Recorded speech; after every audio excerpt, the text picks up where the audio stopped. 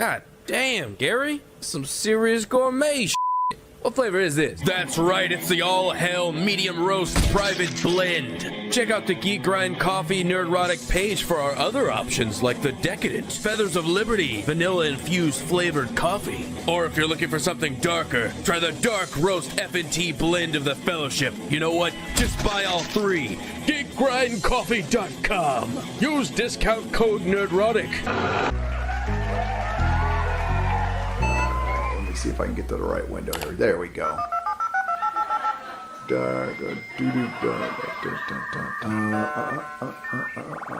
Jesus Christ. Oh, yeah, are you kidding me? Fucking fuck you. Fucking fuck that shit. Fuck it right in the ear hole. Little fuck.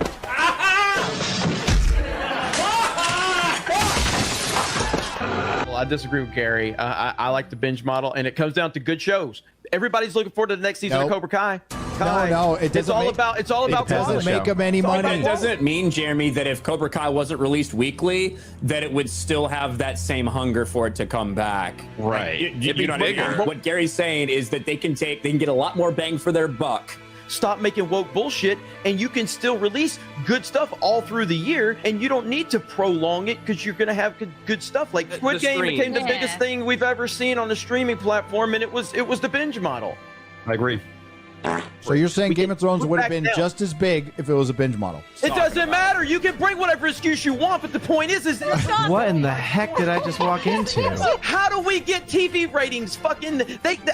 Nobody has ever known how we get TV ratings, Nielsen ratings. What the fuck does that mean? But Gary don't want to ask questions on that because it fits his argument. What argument are we having? We need the empirical data. We need the numbers. Give me shit that I like. Odin, you dumb shit. How the fuck do we care about helping companies that clearly fucking hate us? Listen, you dumb cocksucker. This is not about giving Jeff Bezos more money. Who fucking cares? Shut the fuck up. But do you have the numbers to support that? That's what I want to know. Again. Oh, Jesus fucking Christ. Shut the fuck up. I think it's not his questions. I don't fucking work there, dipshit. Odin. Oh my god! Oh my god! Nerdrotic.com.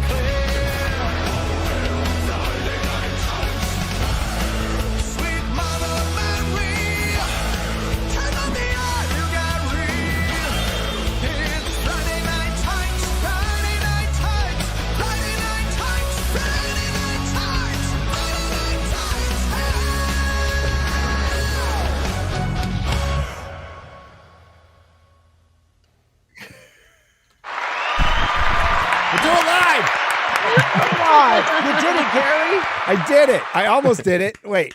I almost did it. There we are. Hey!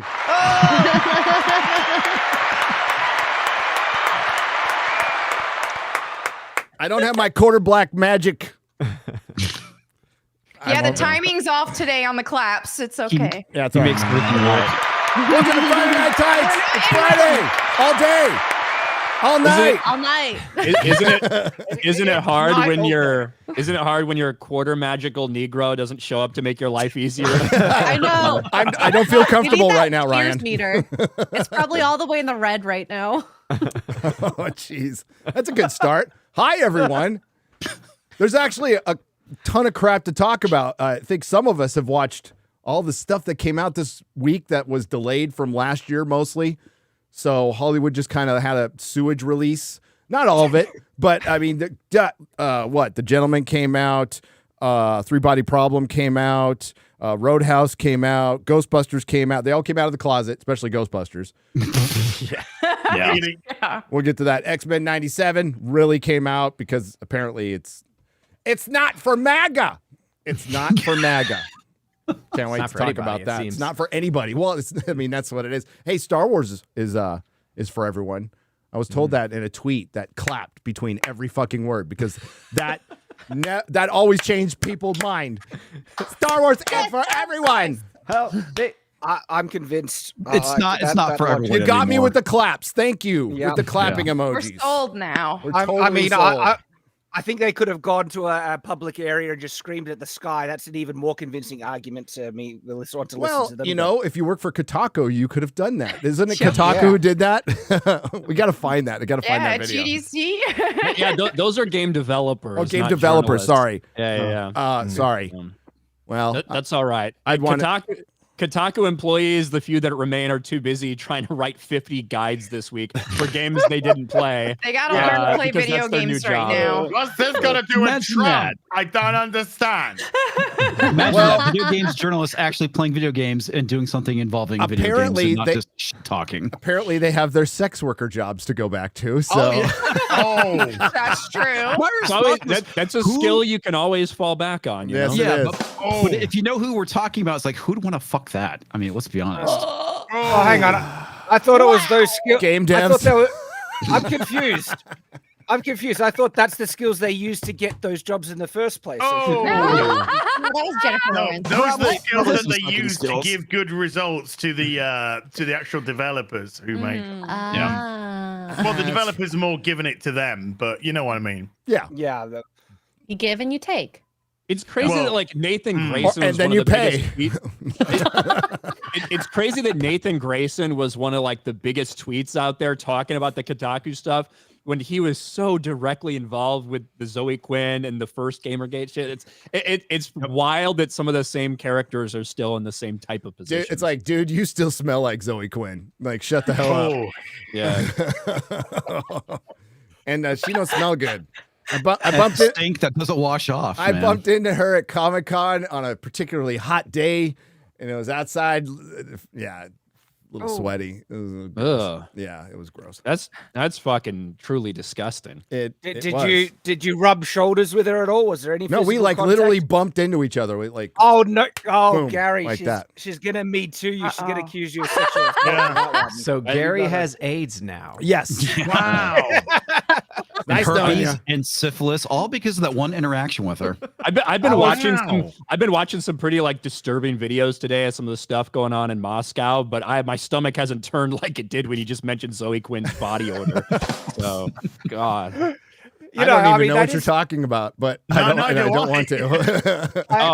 There was a massive terror attack in Moscow like a couple hours ago. Yeah. Oh. Wow. Oh no. Shit. I was playing Dragon's Dogma 2. Yeah. Shut up, guys! I haven't played it yet. Don't say anything.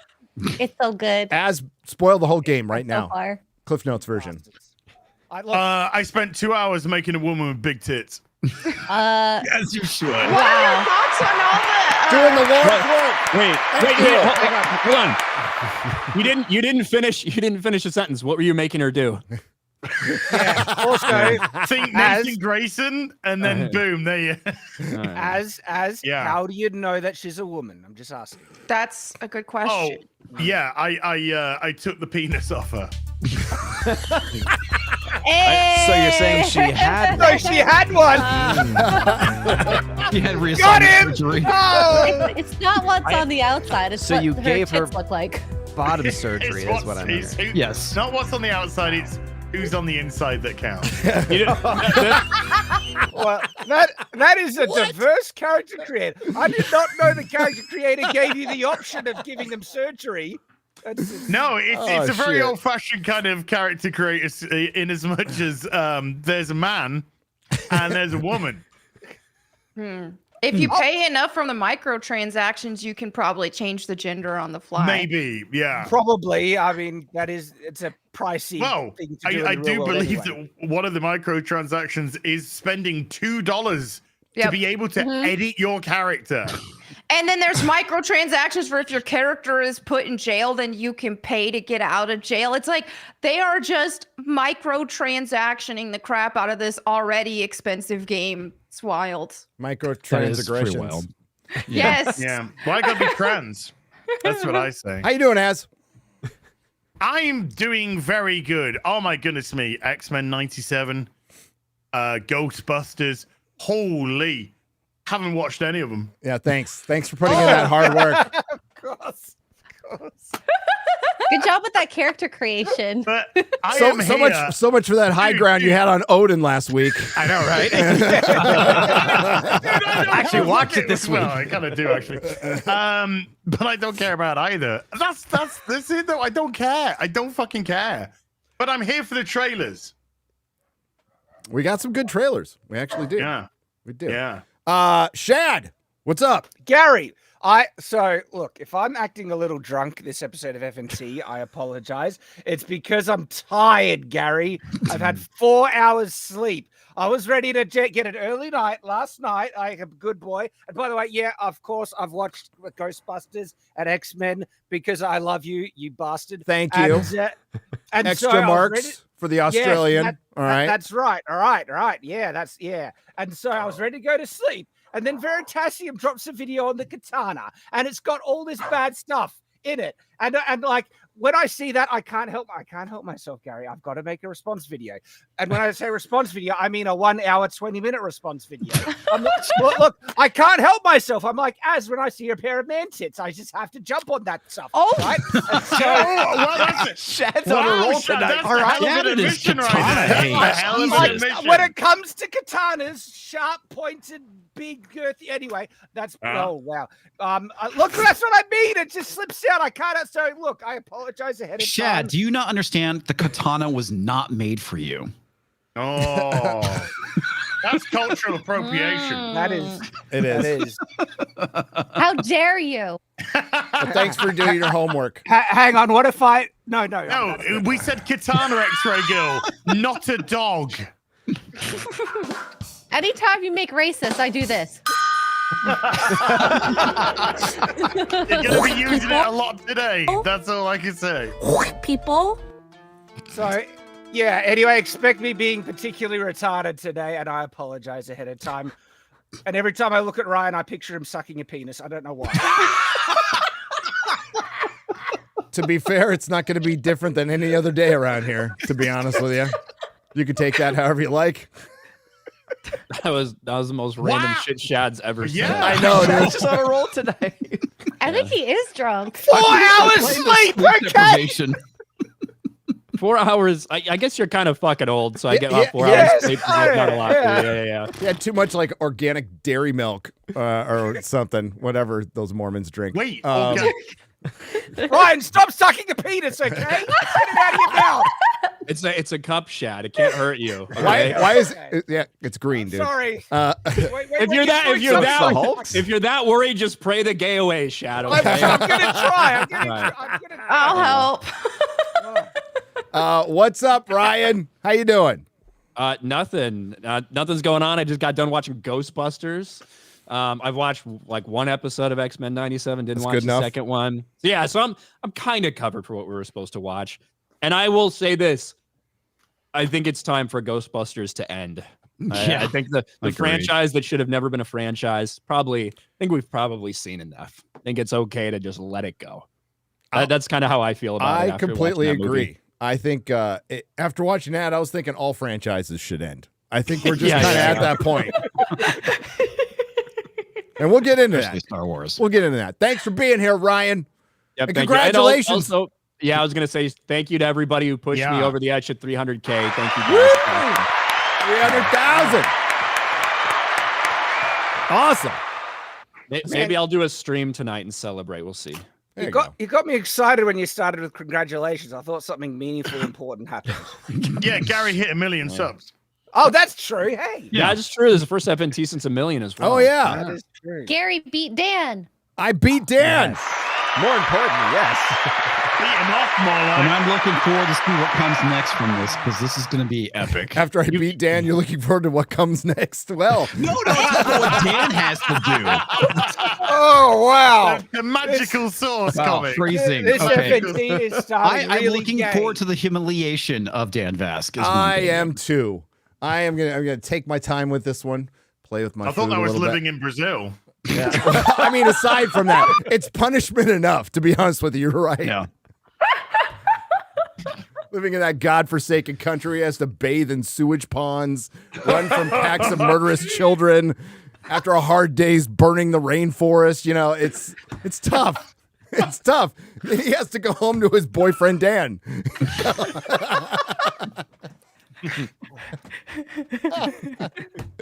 I am never going to stop roasting him until I die. It's so much fun. It's great. I love it. Dan is in a tough position. We all have a new favorite Brazilian that we all appreciated in Cabrutus as well. Cabrutus, So yeah. he thought he was the Brazilian on, the scene. Not anymore. Now, not anymore. Maybe you should marry him, then he'll get some cred back. There you go. Maybe. Ooh. You're really focused on the gay tonight. I don't know why. It's because I can't help but look at Ryan. He's right in front of. Sorry. Wow. Shad doesn't get enough sleep. Can't get cock off his mind. That's right. Usually that's the space he's dedicated for dreaming about it, but he has to live through it now. What's up, Odin? What's going on? On I actually that got note- to see the stuff today. I got to see the stuff this week. I watched Ghostbusters. I watched one episode of the X-Men show, and oh my gosh, the voice acting, I couldn't get past it. It was so bad. It was so bad. We'll discuss it. Yeah. I watched Glad to be both back, though. episodes. I also read the comics that some of them were based on. And I also saw what the director and what the former writer had been saying before. And if they had shut the fuck up, people might feel different about it. But it's kind of a ridiculous argument. But we'll talk about it. Hi, comics. Hey. Yeah, it was pretty funny when I walked out of Ghostbusters seeing Kotaku exploding. That was rather entertaining, I have to say. Also watched both episodes of X-Men. Thought they were somewhat decent. And yeah, it's going to be interesting to talk about all this stuff today. Yes. And then we have... Wait. People. X-ray. Good. Oh, hello. I watched Ghostbusters and I thought it was lukewarm. Okay. Agreed. Yeah, it wasn't the worst, but it wasn't good or okay. It's just a little bit below. But yeah, I excited to talk about it. Or silent while you guys talk about it. We'll see if I talk. Hey, there's too many damn people in that fucking movie. There's too many old people. There's too many young people. There's too many middle-aged people. There's too many fucking characters in it. They need to trim the entire thing down. I was hoping someone to die, and they had an opportunity, and then they just copped out. So. Yeah, I didn't see the whole lesbian teen drama thing either, but that was there. I was not a fan of that. Unexpected. That was very unexpected. I was expecting more of a global warming message coming out of this based off what I saw from the trailer, and boy, was I wrong. Well, I do want to congratulate X-Ray Girl on playing the nation of communist China in 1967 in the Three Body Problem, though. You did a great job in all of those roles. Oh, I had no idea I did that. Beating yourself to death during a struggle session, that was really well done. I couldn't even tell the difference. You know, it was almost like it was two actors there, but it was just both you. It's great. Well done. Because they look the same. Thank Is you. that what you're trying to say? Wow. Okay. Just to let everyone know, I've got to quickly duck that way to take a massive dump because I got up so early. I haven't been able to already. So, this is a whole new Shad. It's a whole new Shad out there. I'll come back and tell you how. Shad is going to go take a Shad. I feel like Shad actually just is drunk. I think he is drunk. I know, this is so Maybe he just thinks he didn't sleep. Are and that's Mormons allowed to do that? Did he drink a near beer and like really. get wasted? I think he's drunk and gay, but okay. I think he's been sniffing petrol, to be honest. It's like that's what he's been doing down there in Australia. Dude, it's like a house elf drinking butterbeer. You know, that's what it is. That's right. There it is. There That you might go. be it. And we'd like to welcome back Melonie back. Yay! Who's going to stand up the whole time. Yes, That's good for what you. I do. Yeah, I am so happy to be back. I did watch Ghostbusters. I hated it. I didn't even think it was okay. I hated it. Which I'll talk more about here soon. And I did watch both episodes of X-Men 97. I have a lot of opinions on that as well. But fortunately, I watched Dune Part 2 earlier in the week, so I got something that I really liked to watch this week. So that's good.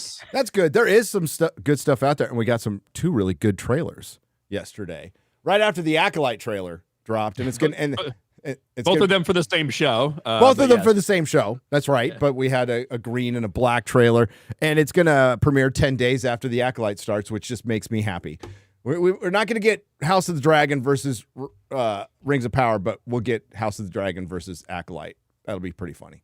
I'm looking forward to it. It'll be really funny. I can't wait for that. It'll be hilarious. And listen, House of the Dragon is the only show that could get me on Team Black, okay? But I'm there. I'm rooting for the Blacks. It also happens to be the team that has all the black people on it as well. It does. I was wondering if they would shy away from that because of what they're doing, but no, they're all greens versus blacks. So let's go. Let's do it. Let's go.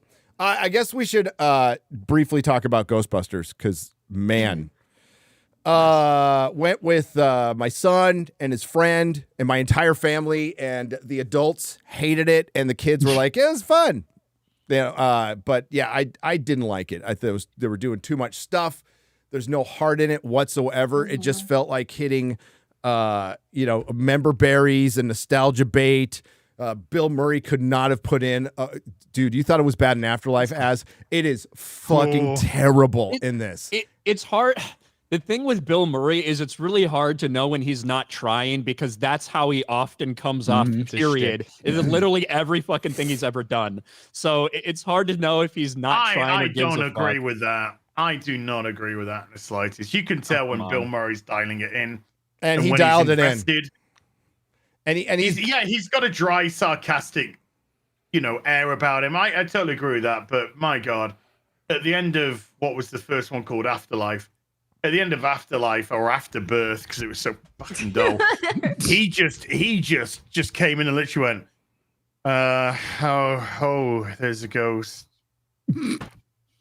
Yeah. Well, he's barely in this, right? So, spoilers, everyone. There's not much to the plot. The bad guy's not that bad. They're back in New York, and everything should have worked, and it just felt completely soulless. It just felt by the numbers. I think that it had the components to actually have been a good family movie with the whole, here's a ghost busting family thing. But they didn't, even as a family, there was no chemistry with each other. They were almost all pretty insufferable. Paul Rudd, I think, was fine, but he couldn't carry that on his own. And then when you look at the whole lesbian story that they tried to incorporate in there, she didn't even have chemistry with the ghost at all. Yeah. If there was some kind of chemistry, and then I'm forgetting her name. What's her name? Odin. Phoebe. Yeah, Phoebe. If there was some kind of build up to how depressed and lonely she felt, she just got benched on the team, and all of a sudden she just wants to be dead and hang out with a ghost she met that night. And it's like, what? Yeah, and the writing for their dialogue with each other just felt like cardboard. So awkward. There was no personality. It was just like, hey, aren't you supposed to be scared of me? I can pretend to be scared of you. Oh no, it's fine. By the way, I got burned alive, but my face didn't get burned. Oh, that's good. Oh, yeah, your flames are cool. Well, don't you get it? She's awkward and weird, which means you're gay now. To be fair to the movie, lesbians do get together that fast. They do. I mean, they also break up that fast. I don't have experience in that, but she went from like awkward, I want to hang out with her, to being willing to risk her life by separating her soul just to hang out with her. I was just like, that's a leap. That's a huge character change. Weird. Yeah, because like in Afterlife, she was the awkward kid, and it was fun. But this time, it was just like, why should I care? Like, I had no reason to root for her at any point. Like, I didn't think Afterlife was fun either. I didn't like Afterlife very much. I felt like it was made with good intention. Like, that's how I felt about that one. I felt like Afterlife was made with good intentions and trying to put a focus on the history and everything, as opposed to just destroying everything like Ghostbusters 2016 tried to do. But I just didn't personally enjoy it. I didn't feel connected to the kids. I thought they were all fucking annoying. So I wasn't expecting a lot out of this one.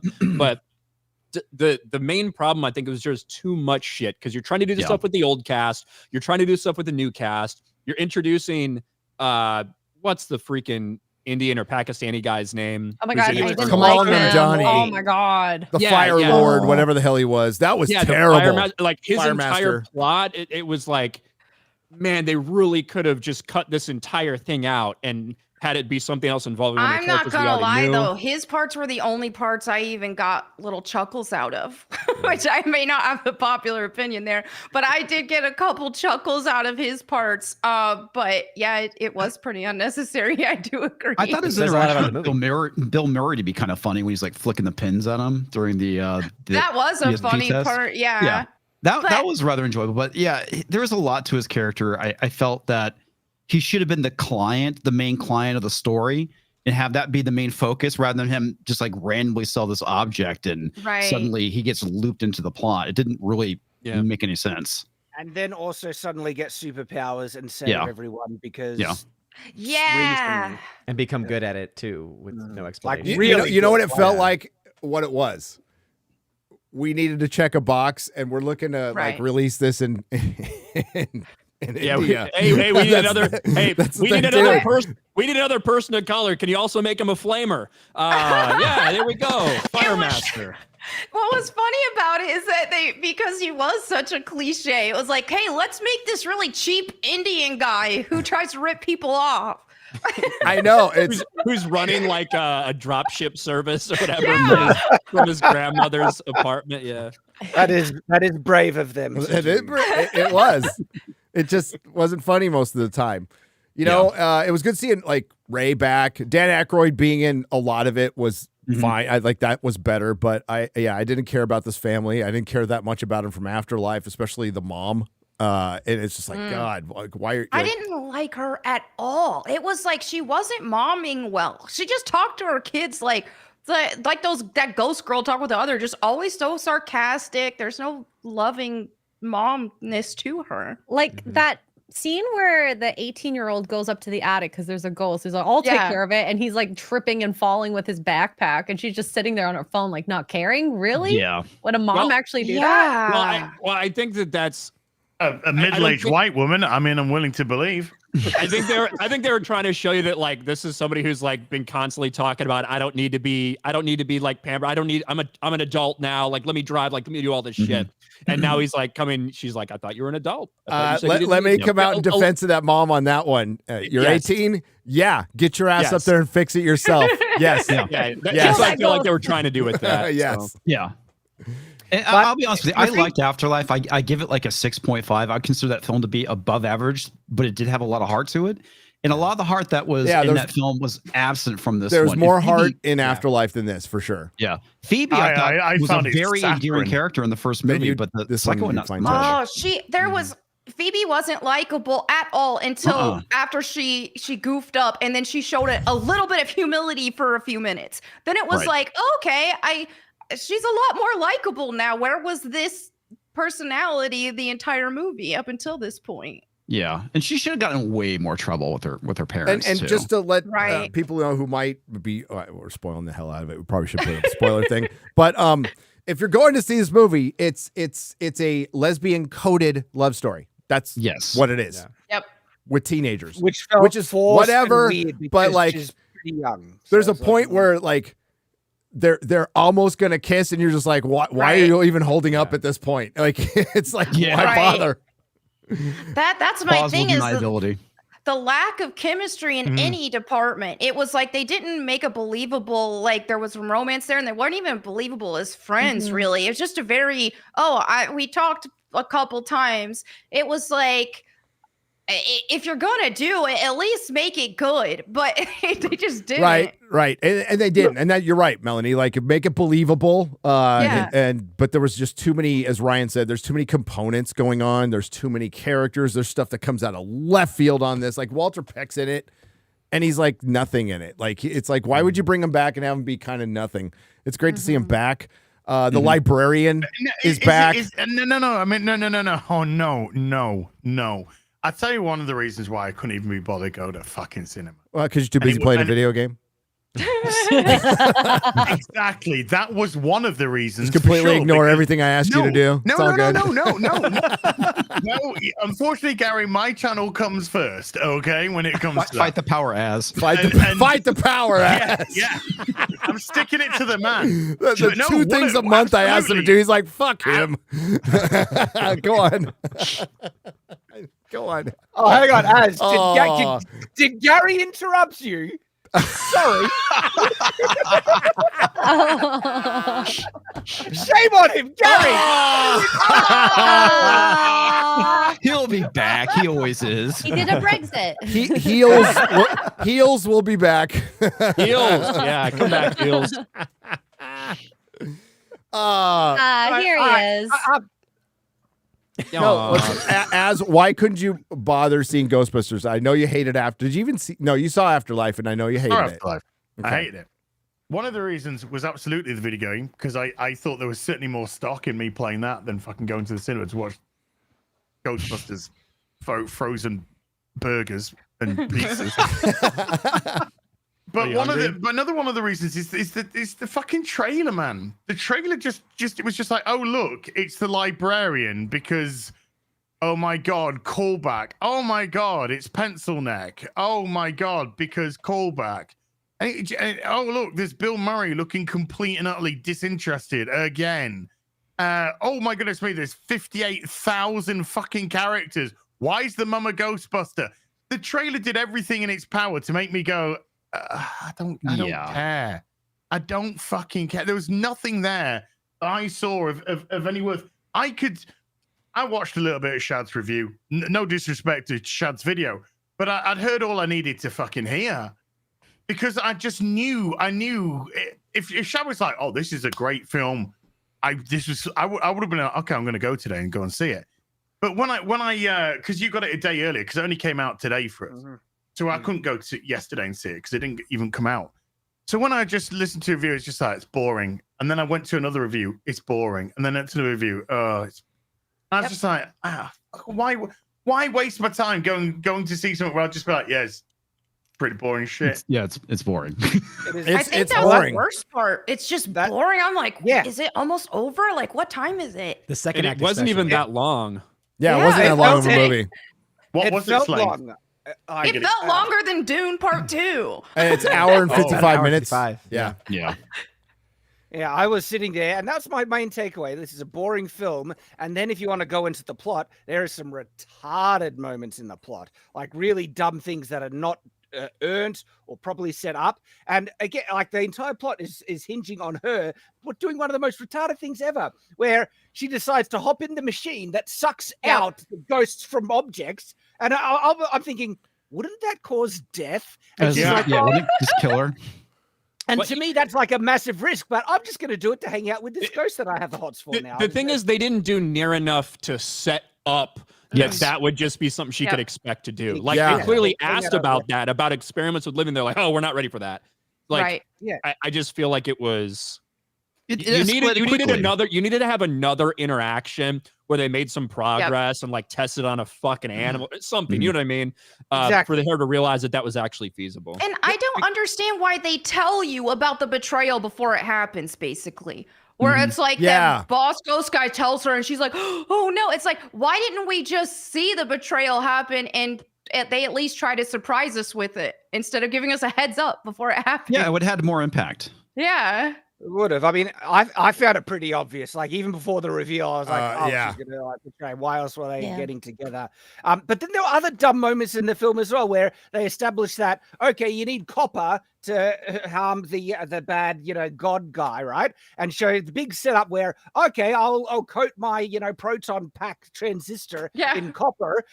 And then she's the brass. Yeah. You didn't even watch the movie. I know. Why didn't she do that with everybody? Exactly. I was thinking the same thing. Yeah. Because she wanted to be the hero. Also, didn't they use the fire pole? Wanted her to be the hero, and she had to have the hero moment, which felt forced when it's like, logically, no, you'd get everyone to do that.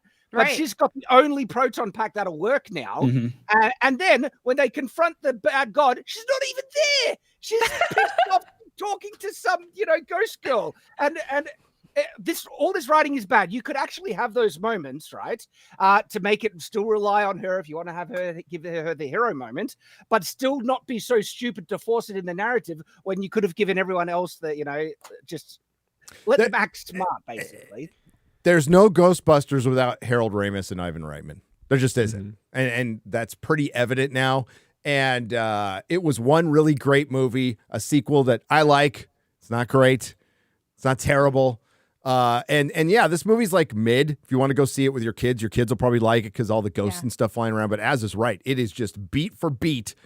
Memberberry. And like the librarian doesn't really do anything. He comes out. He comes out and just says, yeah. And he goes, "You're not allowed in there." Yep. The end, and it like there's no impact. Patton Oswalt showing up was thankfully short and 1,000% annoying. I fucking hate that guy. Yeah. Kamal Nanjiani, he probably needs therapy after this, because I don't like the characters that he tends to play. Yeah, I don't think he comes off as funny in them. So Annoying, really. Yeah, it's just annoying to me. Is this the Indian guy? Yeah. I don't know if he's Indian or I don't know if he's Indian or Pakistani. But yeah, I think there are roles that he might be able to do a good job in, but all the roles I've seen him in, he just comes off as cringe and forced. And same with those lines. I think some of those lines could get a chuckle, but his delivery was just throwing it off for me completely. And then with the way they use his character in the end, it's just, I got nothing out of his. Let's be fair. There was a time Patton Oswalt back in the day when he was doing his nerd comedy was fine before he suffered from TES and became like the anointed nerd of Hollywood, which he really isn't that big of a nerd, by the way. And Kamal Nanjiani was funny in Silicon Valley. He was really funny, playing off of other people.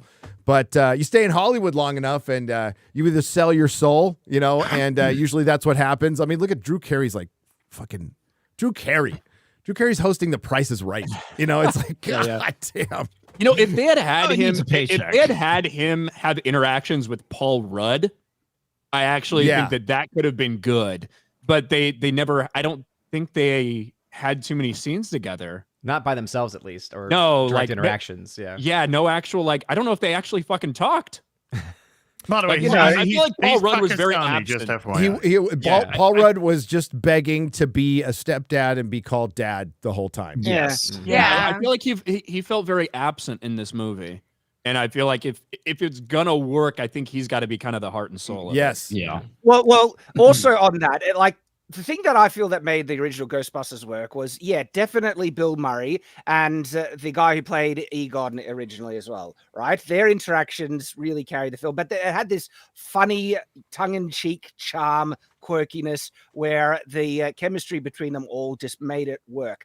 That is absent completely from this new film, and it's that you see the same in their previous one in Afterlife as well, where you don't have that Bill Murray kind of presence carrying the film and then the people to bounce off of either, and as a result, it falls flat and it's boring. But it felt like they were desperate to try and get that. Like you have Paul Rudd always trying to crack a joke when he's there and it just wasn't working. And then you have the Indian guy trying to crack the jokes. Then you have the Asian, simp boy that's off the side trying to crush on. His name is Podcast. I know. And they talked about like Twitch streaming and all this stuff. And I was like, I did think it was funny when Dan Aykroyd's like, and I'm supposed to remind you to like and subscribe. I want to use that. Yeah, that was good. I want to definitely use that. But yeah, it's just missing what made Ghostbusters, the first one, superior to all of them. It was an earnest film. It took itself very seriously. It was a comedy that took itself very seriously. And they lost that in all the sequels, including Ghostbusters 2. It started becoming a little too self-aware. It's a little too tongue-in-cheek. And that's not what the first one was. And this one is just flat.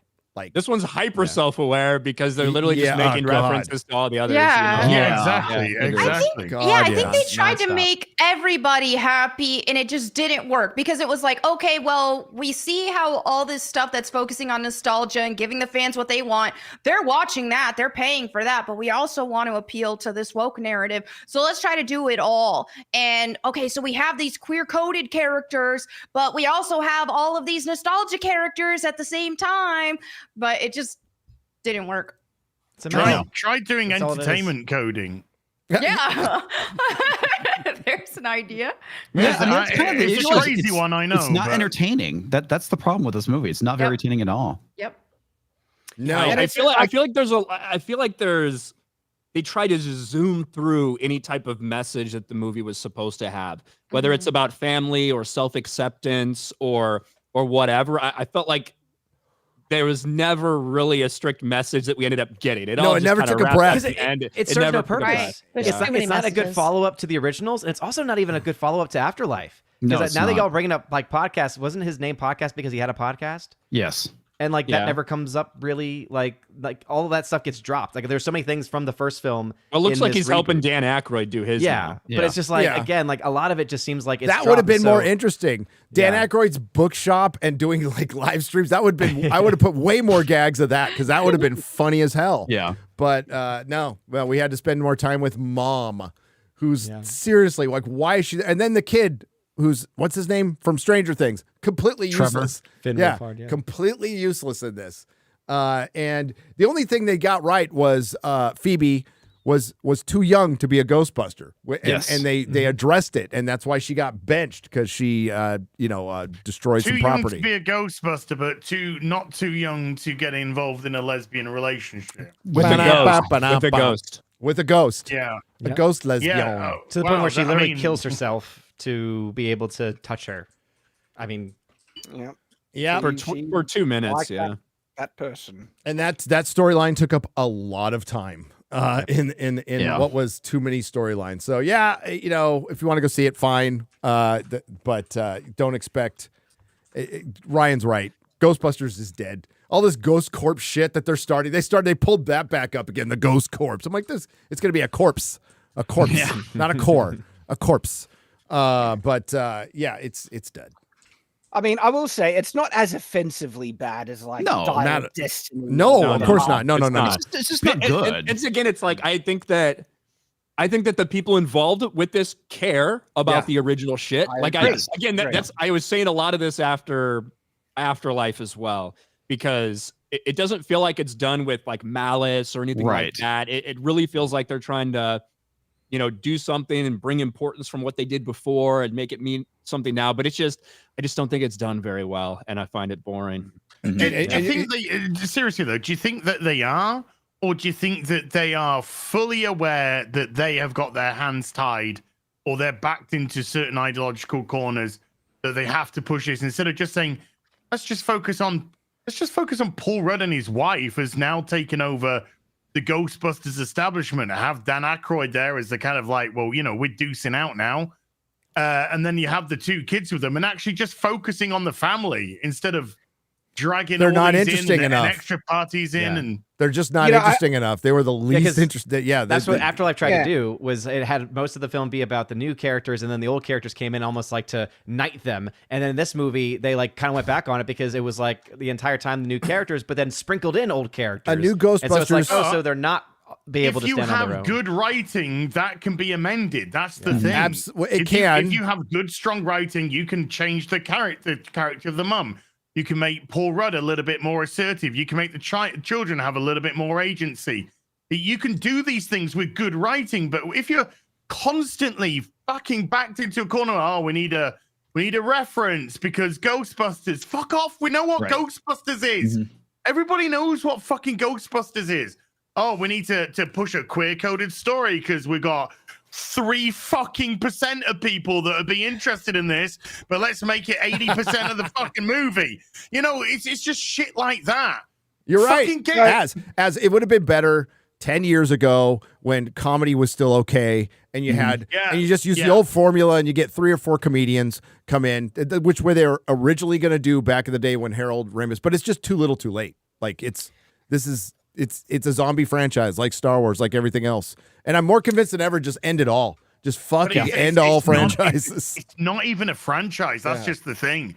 It's all forced. It's getting IP and trying to turn it into a franchise. Ghostbusters should have been one and out. That was the story.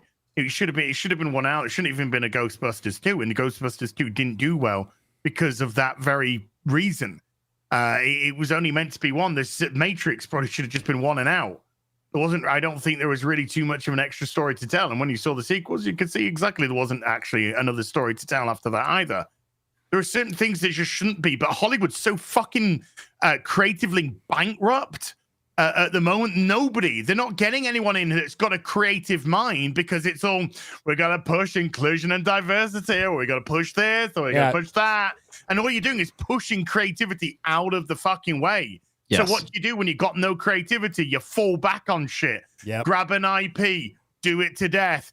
Grab this, stick a sequel, take that, do a reboot. And then, we're doing it for a modern audience. As that fucking bellend from Bethesda said. That's what we're getting now. So we're getting this fucking lukewarm, fucking milquetoast nothing. We got references for you. And there's not Harold Ramis, he'd be fucking dead. There's Dan Aykroyd, cheer, please. Do you remember? It's so weak sauce, man. And it just felt so tired after watching it. I was like, that just felt tired. Like it's done. To your point, Az, they do certainly seem tied down with, they have to make sure, if we're not going to be overt about the message, that there's the DNA underpinning a lot of it.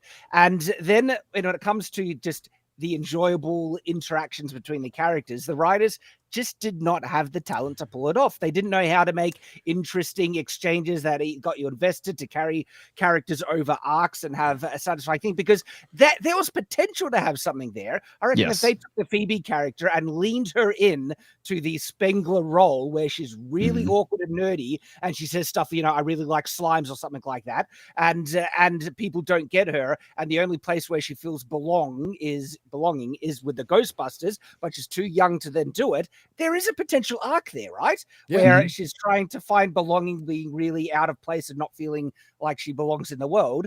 And I think the actress did a fine enough job with the character, actually. They could have used that, but she didn't have the Bill Murray to bounce off of. And then they didn't have the talent to actually focus in on a satisfying arc that would get you there. The writing really fell flat, undirected and lost, and they didn't know what they were doing. And what did Phoebe learn in this movie? Other than that, they just should have let her do everything she wanted from the beginning. Right. Do you know what I mean? Like, I just don't know what the overall journey was for her. It wasn't like, again, if you want to do something about like self-acceptance and finding your place and things like that, you could definitely do it, but that's not what happened. Now everyone accepted that she should be there. That's what happened. That was like her journey in the movie, is everyone else accepted what she knew about herself all along. The lesbian's journey. They got together, they broke up, one lesbian went to space. It's a tale as old as time. Damn it, I forgot what I was going to say. Was it about a penis? No. What? Hey, Odin, why are you obsessed with penises? God. Not this again. I like this sleep-depraved, possibly drunk Shad. It's kind of funny. It is. He might come back. Sleep-depraved. I remember. So it's now I forgot it again. Damn it! Wow. Well, I'll cheer you up, Shad. Did you know that yesterday the American Society of Magical Negroes took in a grand total of $79,000? Oh my god! Wow. Even better, it averaged $69 a theater. Giggity. The American Society of Magical Negroes. Got to get as much mileage out of that as possible. I remembered it. And basically, the whole arc of the film was Phoebe is smarter than everyone else, and she proves it by being smarter and better than everyone else. And they should have just learned from, let her do her thing, because it was her plan that ultimately saved everyone, with her figuring out the secret, which she doesn't gives she only does to her proton pack because I don't know, she's selfish or they're dumb. But anyway, she literally did, like, she made the proton pack thing, or she changed the way with the brass. She is the one that empathized enough with that ghost to get her to help them, like all that shit. She's the reason that everyone's saved. Yep. Bill Murray comes back to get trapped briefly and leave. He's in like 2 scenes. And to take a drink. And I did wears like sunglasses that. at one point. Yeah. I mean, it almost looked like the original. Yeah. Yeah. That was another thing in the trailer. Janine was just like, "Ghostbusters, what do you want?" It's like, "Oh yeah, we saw that from the first Ghostbusters movie." I can't remember seeing that in the movie, but maybe I wasn't paying. That wasn't in the actual. That wasn't in the movie. No, because it would have been more interesting to have the phone go and Janine pick it up and go, "Hello, this is Ghostbusters. Janine speaking. How can I help you?" And be completely the polar reverse of what she was. But Az, do you want to know Yeah. what she does in the film? Like I'm gonna guess fuck all. Exactly. No, she gets the role that she deserved in the original film because it was just so misogynistic that she was a receptionist in the original Ghostbusters. She is now a full-fledged Ghostbuster with a proton pack and the thing and shooting the stuff as she rightly deserved all along. Who did nothing. They don't. So just for the record, they don't make that a point in the movie. It's not set up that way at all. No. It's And literally- if you watch they pulled a lot from the cartoon. Like a lot of stuff was pulled from the cartoon in this, which if you're a cartoon fan, which the cartoon was really good. But it was just member berries. There was no heart and soul. There was no connective tissue to any of this stuff. And it was mostly just boring. Now, it was not worse than Madam Web as some, like, there's a group of critics out there who are still butthurt about Ghostbusters 2016. That is just a fucking fact. And they're saying it's worse than Madam Web. No, it's not. It's absolutely not. But it's not great either. I'm not going to sit there and say it's great. It's a swing and a miss. Swing and a miss. You know, but it's also, it shows, hey, our franchises had their time. There's still some good movies out there. That's fine. But it's fucking dead. Because we have The Acolyte, which is getting roasted. Now, Ryan, do we know for sure? I mean, like, I suspect, but do we know for sure if this is the first, like, major Star Wars property to be ratioed on YouTube? It has to be. It has to. There's not that many trailers out there. Mando, Book of Boba, like none of it received the type of backlash this is seeing. This has got to be the first one that's gotten ratioed. Guys, I need help. I need to understand something, okay? Maybe you can unlock the secret code to the mysteries of the universe for me, right? Why did they make it look like period blood was coming out of a lightsaber in the promotion? Because they wanted to. Shad, I'm really confused. Shad, they wanted to. That was the message they wanted to send. End of story. Girl power. Girl power, yeah. Or female. It looked I think it's just supposed to be edgy. Now, there is also something called light. I would not underestimate the activism that will go on in marketing departments that are largely run by a lot of woke women. Yeah, I would not underestimate that at all. Let's keep in mind that the pilot that was canceled for Game of Thrones, Ryan, it's called Blood Moon. It's called fucking Blood Moon. It was supposed to be a female-centric Game of Thrones. By the way, Moon's blood is the same thing you see on the Acolyte poster. Okay, in the Song of Ice and Fire. There is also a thing called lightsaber or crystal bleeding to change your lightsaber's color to red and shit like that. I don't know if they're trying to do like a double entendre, like, you know what I mean, like trying to send a message with that as well. I don't think many people will catch up with that. No, it happens once ever for Sith, over dark side. It's a period piece. Yeah, this is on period. There was so many jokes. Period piece. There's so many jokes for this in this trailer. Everybody's seen the trailer. We don't need to go over it again. And everybody's like, the white man. Yeah, find the white man. Find Whitey. The one white man in the trailer is literally a convict. Yes. Convict. Yeah. Which is ironic. I mean, we joke. I mean, we joke, but we're not actually joking when we go, suspicious amount of women in this. But there was a suspicious amount of female Jedi. There really were. Like every fucking Jedi was pretty much either female, alien, or black. And when you or Asian. when you see or Asian, Asian alien, concerted, and absolutely, you know, it's a concerted Not the one effort, with the eyes open. a concerted effort not to put a white male Jedi or a white male in a prominent role. You know, it just comes across as, well, like they're being exclusionary on purpose. They do have an anti-white narrative. They certainly have an anti-white male narrative for sure. Not anti-white female, because now that they are, you know, bringing people in who are getting closer and closer to Kathleen Kennedy's fucking age as the protagonist in the case of Carrie Ann Moss. Now, what's she, 56, 58, somewhere around there. You know, they're just encroaching further and further that Kathleen Kennedy gets to live herself into, you know, brunettes. You know, Gary, you talk about the brunette. 56.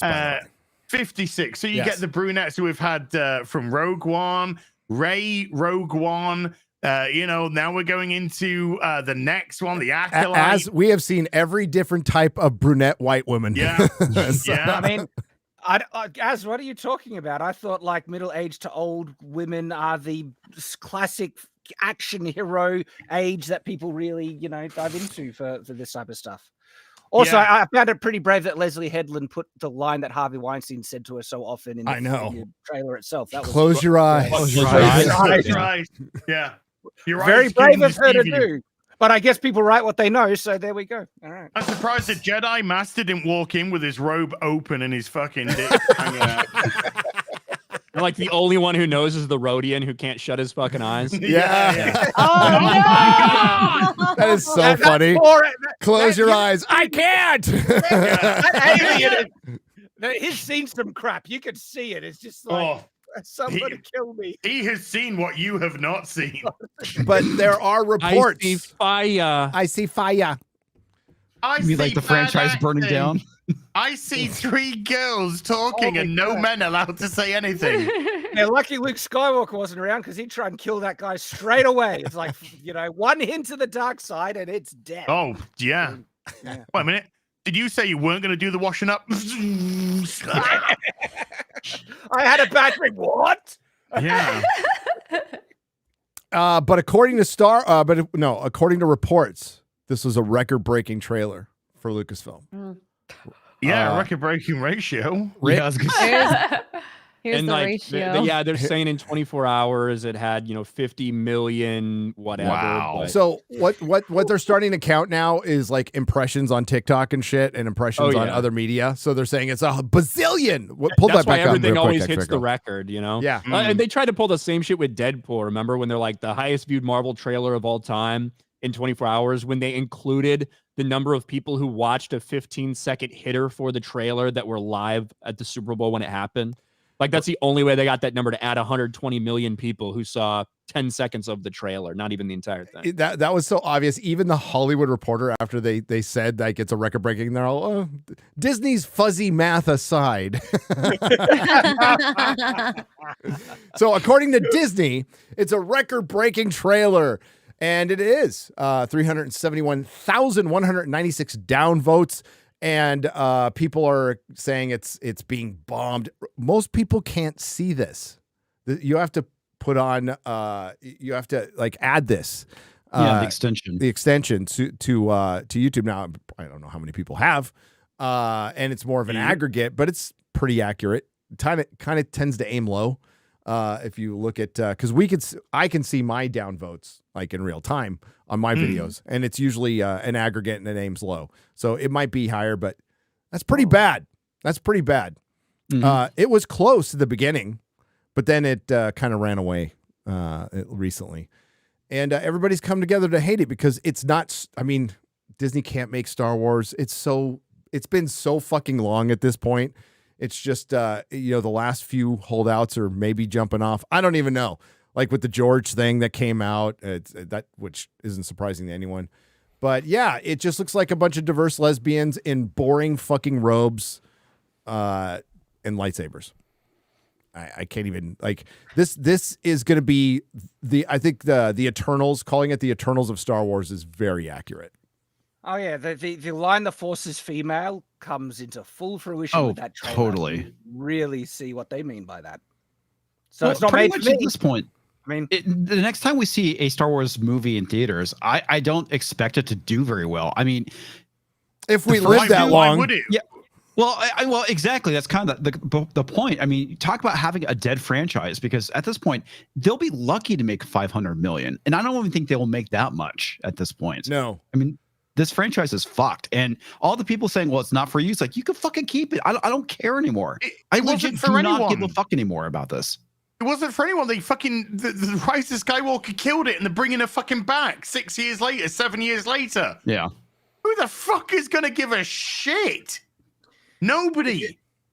Is this a film released at cinemas or a Disney No, Plus? it's a series. No. Eight episode talk series. about the next film coming out, because which is like the Grogu and Mando movie, I guess. Oh, it's not the Rey movie? No, Grogu and because they're basically going to turn Mando season 4 into the Mandalorian and Grogu movie, which is why it's going to be so fast tracked. Oh my god, it's gonna be dead on arrival. Yes, it's gonna be the third Star Wars movie in a row to lose money. That's Nobody the fucking thing cares anymore. Maybe. What I don't get about this is how they're trying to appeal. If they're really trying to appeal to women, this isn't the way to do it. Like, oh, let's just throw in some lesbians and ugly characters in there. That's not what's going to appeal to women. I think if you're really looking at the Star Wars franchise as a whole and what did draw more women in than usual, I think early Mandalorian with baby Grogu just being adorable, things like that. And women like to watch men fight. It's fun. And so it's like, and if you're gonna represent us and want us interested in it, we like to look at pretty girls kicking butt. Pretty people. Yeah. Yeah. Yeah, my wife's watching some firefighter show from Bruckheimer, and it's just a bunch of shirtless dudes fighting fires. That's what women want. What's it called? I mean, ask Melissa. I don't fucking know. look at Jujutsu Fire Kaisen, camp or something like that. I don't know what it's called. Jujutsu Kaisen, the anime, like has a ton of girls raving over it. I'm one of them. Well, there's a bunch of hot anime dudes kicking butt. I mean, it's working. I have a real world example of this strange phenomenon where it manifests that women actually really like attractive people as well. So when I was playing Conan Exiles with Az, and I was playing Conan Exiles with Az, right? And you get to outfit your characters and give them whatever assets you want, and for some reason all the girls, X-Ray Girl, Nina Infinity, and everything, they decided to give their characters the biggest bloody tits you can imagine and make them wear basically nothing. And I mean, like, I was like, all right, I'm you a guy. be up the hoo-ha, essentially. Even like I'm a guy and I can appreciate a good look, but even I wouldn't take it that far. Hey, man, you took that and ran. Yeah, that is accurate. We Okay. like to make our characters look as beautiful as possible. And when it comes to armor, I don't want armor covering my character's whole body. I want to see her frame. I want her to look beautiful. Well, that's just it. Women have the same power fantasies as men have. You might manifest in a slightly different way. Men like, huge muscles, big buff dudes, all that kind of stuff. We want to feel that physicality, that strength. Women like the femininity. Crazy. The masculine moves towards the masculine and the feminine moves towards the cannot believe how much of a bigot you are right now. It's the same. It's the same power fantasy. It's just the way that it manifests itself between the difference of men and women. It must be very difficult for Kotaku writers to figure that out when they're neither masculine nor feminine. No, they're definitely gender neutral. That's the thing. These are the writer self-inserts where they want everyone to acknowledge that, no, I'm beautiful the way I am, and I'm not going to work on improving myself at all. You must accept me how I am and love me, you bigot, right?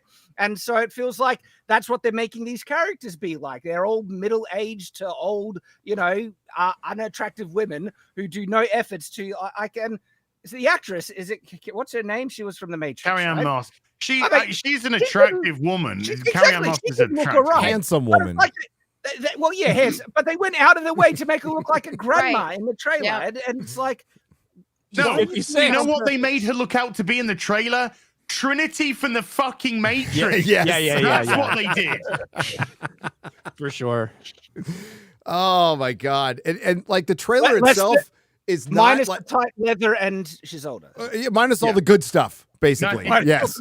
Minus the tight leather. Minus the good stuff. Let's not forget there was a Matrix 4.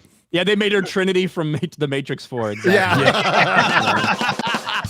The Matrix nobody remembers. Oh my god! Where Keanu doesn't grab a fucking gun the entire time. No. I have a and everybody was everybody was locked down and nobody watched it anyway. Yeah, that is one I have not watched yet, and I'm very happy about it. Don't bother, dude. There's I only feel one like Matrix film. As bad as that movie was, we at least did get some, affirmation of what we've all known all along, that men make better movies than women. I knew you were saying I'm going there. Yeah. I did too, but I'm glad you did. I'm glad you did. Still funny. Still funny. Some obvious stuff is still funny. It's like, Ryan, you're out of line, but you have a point. Yeah. Yeah. That's me. That's me. Not out of line at all. Well, he's not out. Yeah, he's not out of line. No, he's actually right on the line. So yeah, the Acolyte trailer is just, it's the idea of it. Cause if you watch the trailer, I don't know what the fucking story is. Do you have any fucking idea? Like you mentioned it, Ryan, if we didn't know the plot leaks or the synopsis that's out there, we wouldn't know fuck all about this after watching that trailer, other than it's really diverse. Yeah. I don't think, well, here's the thing. If you didn't know that it was set 100 years before the Phantom Menace, like, would anyone have any idea what the fuck this trailer is? They didn't mention it in the trailer. No, they didn't. If you just happen upon this, what are you thinking to yourself? Okay, that's my There's a experience. very bland young black woman walking around having fights with people that she doesn't look like she's winning any of. And looks like it was obviously shot during COVID. So They also, there's the line, someone is killing Jedi for some reason. And then the Jedi get, like, there's a whole group of Jedi, and they just get bodied by this single diverse girl boss person, and the Jedi look useless in it. And by the way, also face-off moment in the trailer where it's not about right or wrong, which they mean good and evil by that. It's about power and who has Who's the right allowed to use it. Allowed current you're talking point. Okay, modern feminist. You yeah, don't have right. to scream Says so the stunning loudly. and brave black woman to the white man, probably. But like this trailer could just have easily been set 300 years after the last movie we watched. Do you know what I mean? Yep. And you would have no idea. And there might be people that think this is the Jedi Order that Rey's rebuilt or whatever, because I don't feel like they mention it at all a time frame in the trailer itself. And even if you're not having like dialogue with it over, I'm just surprised that they didn't even have any letters like, 100 years BBY before the something. first, before the first story, shit like that. Yeah, They it would could have do been it, real set it up, easy. and also pull on your fucking. They could do 100 years before the first part of the story, and like just show Anakin like turning around. 100 years before the fall of the Jedi, and see the temple burning. Like that would be a way to set this up to give people an understanding of what's going on here, because nobody knows what the High Republic is. Yeah, exactly. Well, I don't know when this is based at all. It's like, and I don't care, but still, they didn't indicate it. Sorry. Yes. I had to tell X-Ray Girl she's clicking, and we can all hear it. It's Melonie. Oh, Melonie? Yeah. That was me. That was The other woman. I'm sorry. The Kotaku Busted. lady. Kotaku lady is ready to try to witch hunt me right now. Apparently, I just learned. So Let's go. Yeah. Let's go. Does anyone Let's know get the that, baguettes ready. Wait. she is Kristen a is lady. streamer? Are we sure it's a lady? Funny. Yeah. I mean, yeah, that Alyssa, thing. Alyssa Mercante or Alyssa Mercantile, she basically tweeted out that she's looking to do another story based on a Twitch streamer Christian who's posted homophobic views and shit like that, and wants a bunch of information on her. Who could that be? What outlet is she running for now? And she's like, I'm looking for people who knew her before her rise to fame. Oh, send me an email. Radicalism. She's trying to imply that, you just started doing all this commentary for the grift to get famous. And it's like, are you aware I was hosting for GameStop TV, Riot Games, Walmart Game Center, all of these companies, and I threw all that in the trash to start speaking out and sharing my opinions. But no, It's they're all going to grift. try to paint That's all this grift. narrative. Melanie, I Apparently. would be offended if I were you, because she didn't even mention transphobia. Yeah. I know. She's getting lazy. How Melanie, dare she? If she's going to talk about your radicalization, what you're talking about, your embracing of Christianity, that's the radicalization. I know. Just becoming a Wow. Christian is so radical. These days. Well, on that subject, let's bring up the Kotaku article, X-Ray All Girl. right. And is this Alyssa McCunty? The Yeah. McCunty. I don't know how to say it. It just comes out like that.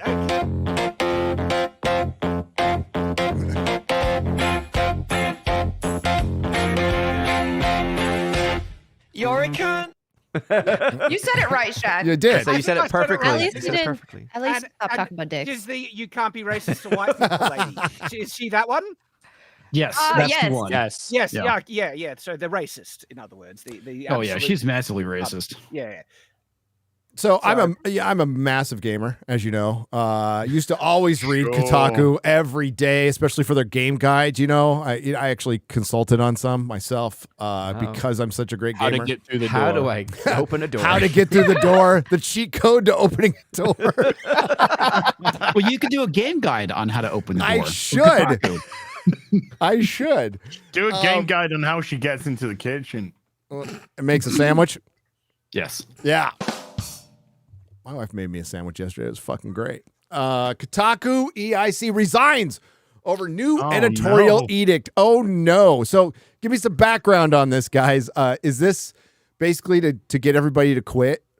Yes, that's what it Okay. seems like. So basically, Geo Media, which is basically Gizmodo who owns Kotaku, they put out some new directives that essentially to stop with so much of the news or outrage-based articles, and instead they're going to focus on like doing game guides and things like that.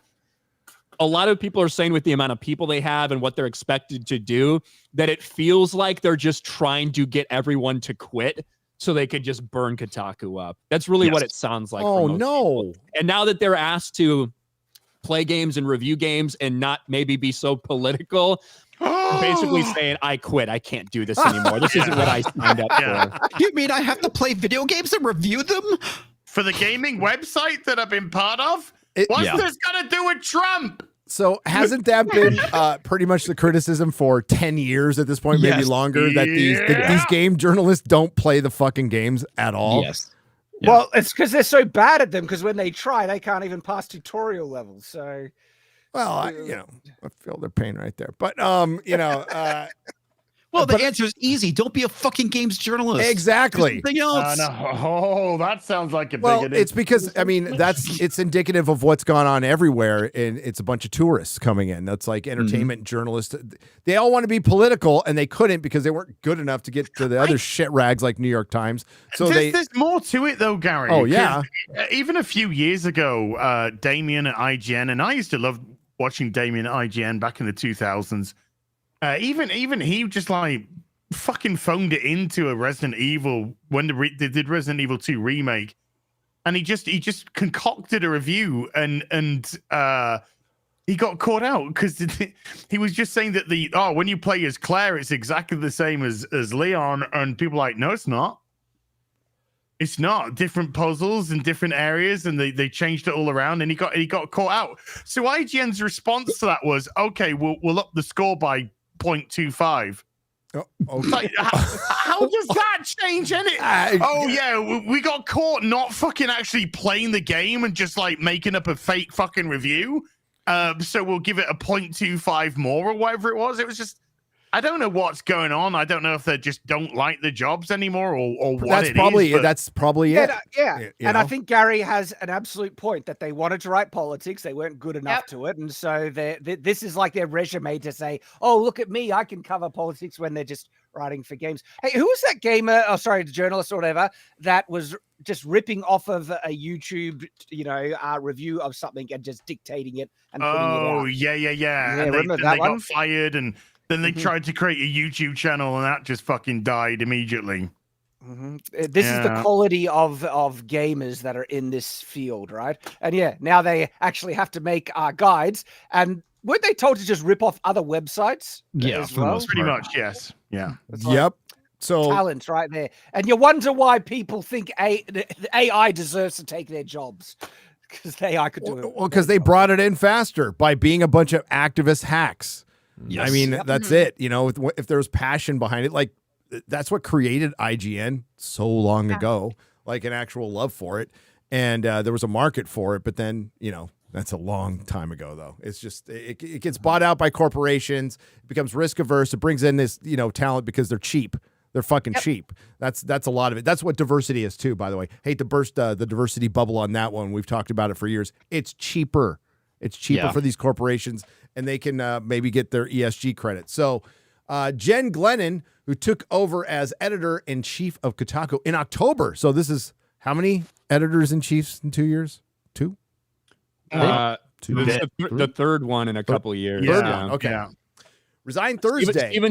Stephen Totell departed in 2021. Patricia Hernandez, who's a fucking insane person. Yes. Fired August of 2023. So there you go. So yeah, so Imagine getting fired from Kotaku. She resigned, and then apparently 7 writers have quit. I just saw it on Twitter. I don't know if that's true. I think there's only like 7 writers left. Okay, left. Okay. Yeah. That's 7 too many. And is Alyssa Mercanti, whatever her name is, is she still there for right now? Right now, I For the think time being. so. could you It looks find? like she's been everywhere though. Get started on those walkthroughs or whatever they're supposed to be doing. Well, she's doing a hit piece on Yeah, she's Melonie gonna- and anyone else that's they deem transphobic, homophobic, phobic. That sounds like a gaming thing, I thought they were just supposed to be doing guides. Are they trying to do guides on how to be a grifter now? Apparently.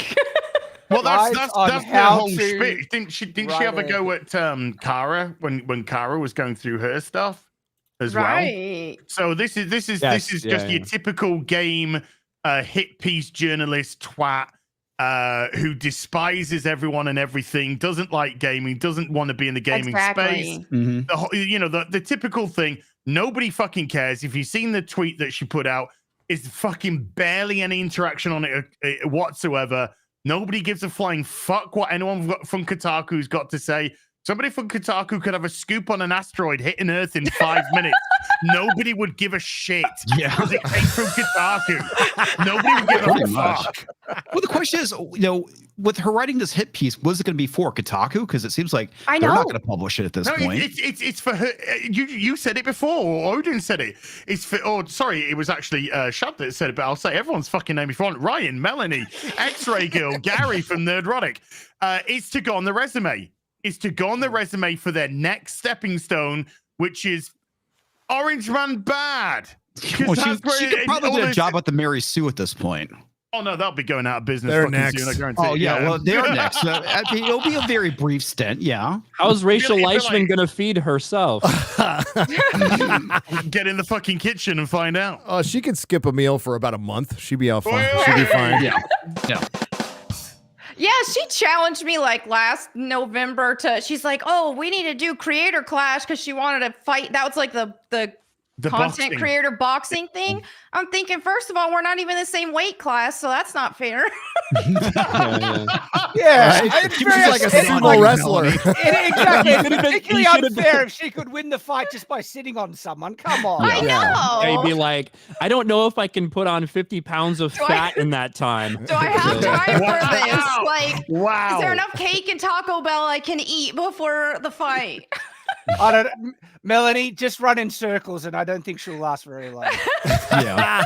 Yeah, that's just you're just gonna keep going. Okay. I was looking. Just step to the side, and she'll just fall on her ass. I was looking for McCunty's tweet about being a sex worker, but She either I'm deleted it. blocked or she deleted it. She deleted Did it. nobody get a screenshot of that? No, Come on. Grumps has a screenshot Grumps, of Oh, it. yeah. does Grums? Okay. Can we just hang on, hang share on. this Could you find it? Instagram thing? I'll go She find was- it. She was a prostitute. Hold on. This is why She is was this a- she was like a- Melonie? she was a Is cam Melonie girl. taking her makeup off here? Hold on. What's wrong, kid? I just got bullied for being gay. Oh yeah, what's about to happen again? That was me. That was actual footage. Why? Somebody, I mean, don't put Melonie's head on that. That'd be awful. If somebody. Oh, that'd be a terrible thing to do. This is a little deep there.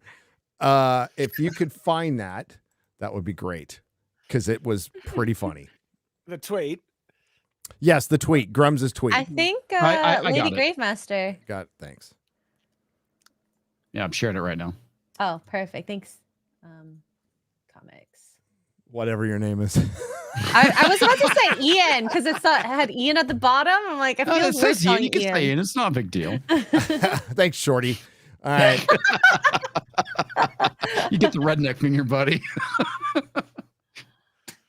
I love how Kotaku hired ex-cam girls to write about gaming and how sexist gamers are.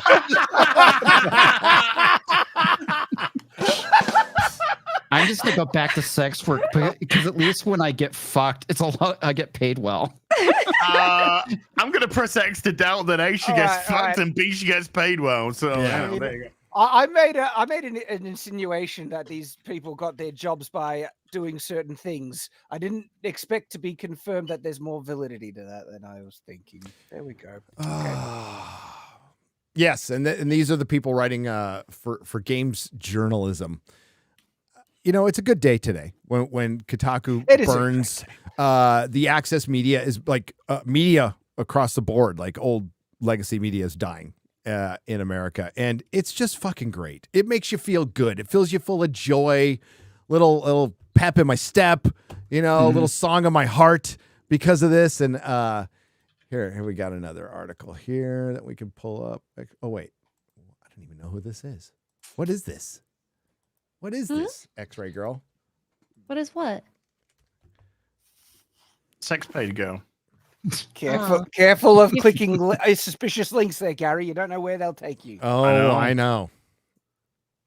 Sorry. U.S. media is yeah, right. Yeah, sounds like that's happened to you before. U.S. media is collapsing. Here's how to save it. We don't want to save it. We don't want to save it. No. That started so well, and then they fumbled at the second Mass line. layoffs are tearing through U.S. media to preserve a functioning media ecosystem. We need three things: immediate aid to struggling journalists. Fuck off. Jesus Christ, like you're so fucking special, you need to get aid. Meanwhile, the rest of the country's getting laid off too. Jesus. They're a third world country that needs support right away. Quickly. Yes. Public subsidies because we need a state-run media. Okay, public subsidies. Wow. That's literally the next part is eventually industry transformation into a publicly funded system. Fuck that. That's literally what they want. Bye. Immediate aid to struggling journalists. Get a new job. Get a new fucking job. Yeah, trade That's school. life, honestly. If you can find one at this point. Wow. That's the plan to save the fucking economy? Hey, keep employing journalists that no one want to listen to? Are they going to do this to a lot of coders that are going to lose it? Or where is the defense that of so many industries that just got turned upside down in the past? But journalism, these guys, they need protection. We need to roll out. They view themselves as being more important than everybody else. That's kind of the issue. I mean, I guess I'd rather have them have the money than like Ukraine or something, I suppose. I don't know. I'm actually not sure about that. No, I think I'd rather have Ukraine have the money at this point than fucking journalists. No, I'd rather it be the journalists because once they lose all their jobs, who are we going to be able to make fun of? Just saying. Ukrainians. I'm just kidding. Ryan, a good half of that money gets for us. Right, a good half of that money gets funneled back Vask. into the US anyway. So that's true. No, and it's. I don't think we need to go beyond that. Public funding. Save the journalists with our tax money. Fuck no. Get the fuck out of here. No, it's good. This is the free market working. This is nature healing. This is the universe unfolding as it should. Yeah. You know what I love about that? It was written by a journalist. It's like that's why. I don't have any bias in this take. No. But please give journalists lots of money to save their industry. And none of them will have the self-awareness to go, maybe we caused this. Maybe we brought this upon ourselves. No, they probably do. They don't care. They just want to be funded. They want this whole it is a virus. They want this whole virus to be funded.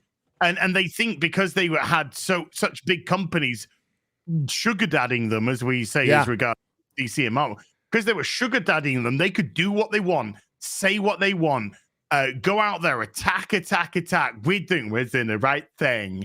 We're doing the ideological thing. Well, that's what we're doing. We fucking hate gamers. That's why we went into journalism, because fuck you, okay? You know, that kind of mentality of person. And they thought they were untouchable. They're too big. Our companies are too big to go under. And then their stock prices go, because they're not delivering on what people want. When it comes to journalism, the vast majority of people, regardless of which way they swing, left or right, want objectivity with journalism. They want things as objective as possible. Presentation of facts, less editorialism. That's what they want. And they're not getting it. They haven't. They've seen the press, whichever way you can swing, get too partisan and just point people towards singular talking points. And half the time, those talking points are fucking dog shit bullshit. Also, they just come out and admit it that, yes, we omitted key facts because it actually might mean my narrative would have been seen as incorrect. Yes. They actually came out and say, because of the whole Cabrutus, review covering of Gaming 8 that article from The Verge.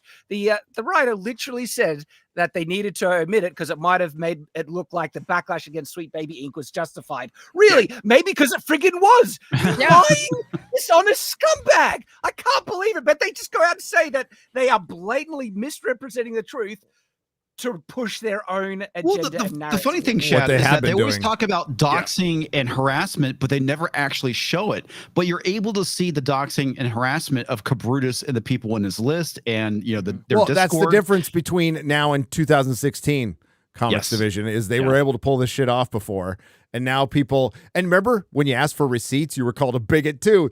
Wow, you're just supposed to believe them. Now it's like, show us some fucking receipts. And they don't have any because, as you said, Alyssa, whatever her name is going out and completely leaving out the part in all her interviews that they started this, that it was going after that aggregate on Steam or whatever, that account that was just pointing out Sweet Baby Inc. Which is stuff that was already public too, which is the ironic thing about all this. All this information he posted on Steam was off of their fucking website.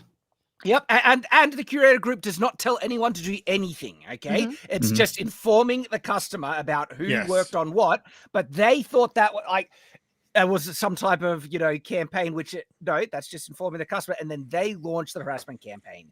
That guy that worked for Sweet Baby Inc. legitimately told their followers to get the thing cancelled and Cabrutus banned off of Steam. Told their followers to do. That is a direct harassment campaign launched by them. And that's the key piece of detail they're all omitting and missing. Well, they also left out that his account on Twitter was suspended briefly as well for doing what he was doing.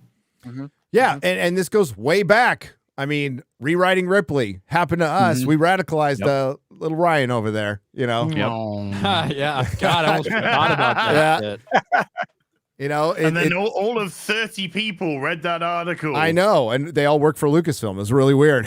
Yeah, I know. How weird. Yeah.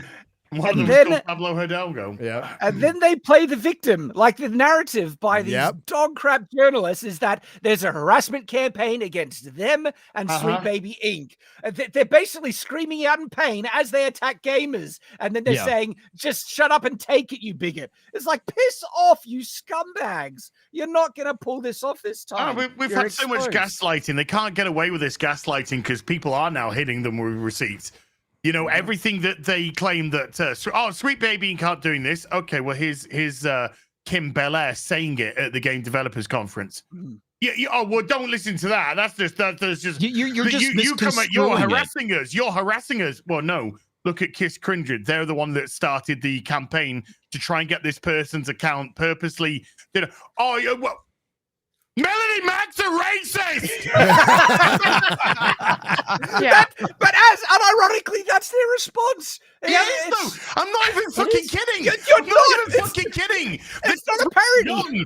It's gone from trying to attack gamers for Sweet Baby Inc. and drawing a light to all of these things, and multiple people, including myself and others, have been talking about this now for months and months. To them getting fucking caught out at every time they've said you've done this, you've done that. Okay, well, here's our receipts, here's what they're saying, here's all that. To literally just be like, Melanie Matt probably she hates gay people. Let's just do something about that. The ultimate irony behind all this is the fact that they're talking about white people and white supremacy, but the dude that started the list is Brazilian. The moderator that was in the Verge interview is half Brazilian and Asian and bisexual. Obviously, all that got omitted from the article. Yeah.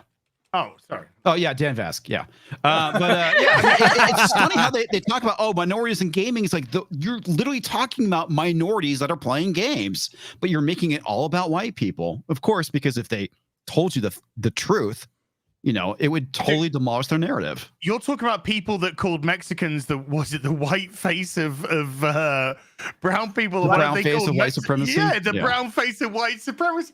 Like what the fuck? Mental. Yes. Never mind the America. The West has got a mental fucking health crisis. Mental health crisis. And instead of getting help, they're being pandered to. They're being given positions of power. They're being allowed to push narratives. And what the fuck do you expect? Normal people to turn around and go, yeah, this fucking mentally ill retard. We're totally being given supportive. drugs. And they're going out. Let's not forget the drugs. Lots of drugs. Yeah. Lots of drugs. I don't know what you're talking about, mental ill crisis. I don't see it. People just walk out into a park and scream at the sky for normal reasons. So, can we find that video, by the way? So that's game devs doing it because why? Yeah. This is at GDC, the Game Developers Conference, and it's to protest against the loss of jobs in the industry and the harassment campaign that so many game devs. That damn patriarchy.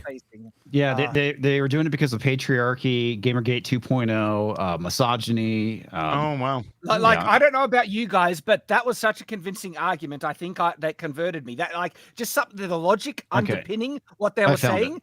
I might be a feminist now. That's the way that they should go. It counterpoints the surrealism of the underlying metaphor. It does. It really does. I'm enlightened by this. Oh no! Let me make sure it's not super loud.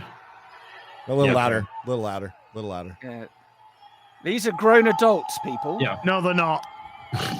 No, they're really not. Grown children. Western game developers screaming at GDC against Gamergate patriarchy and the industry.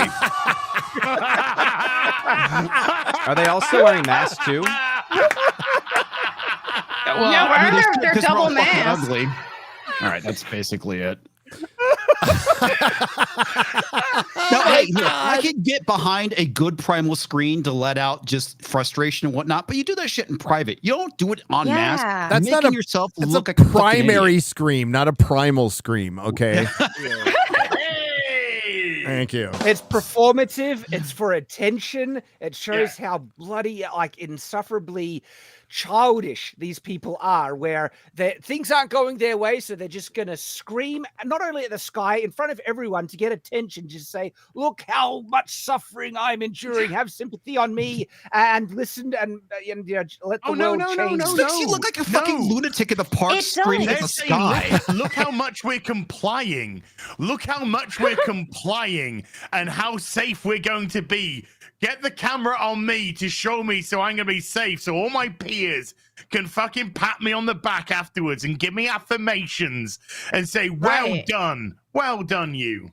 At least the environmental girls get their boobs out in France. I mean, it's hairy armpits, but I mean, at least there's that. When they Nothing a razor can't fucking sort out. It was basically a massive circle jerk with less testosterone. Jerk. I mean, all I know is a jerk. A dude literally burned himself alive, and it didn't change anything. Screaming in a park won't change anything. Yeah, that's gonna really, it's gonna turn people their around. social credit score. God, it made them feel better, and I'm sure it did. There was cheering afterwards, but oh my gosh, yes, that was the Trump screen. That was the Trump scream. Yeah. That's all it was, and now it's gonna get memed, and it's great. It's like it's great. They're losing. They're Why fucking not to losing. buy a Western game? Boom. Right. 101. Yeah, that really makes me want to go out and buy games. For one, it's so hard that they have to go out and scream. It makes me want to send them to Iran. That's what it makes me. It makes me want to do. Go ahead and try that there. Run. Go ahead and try that there.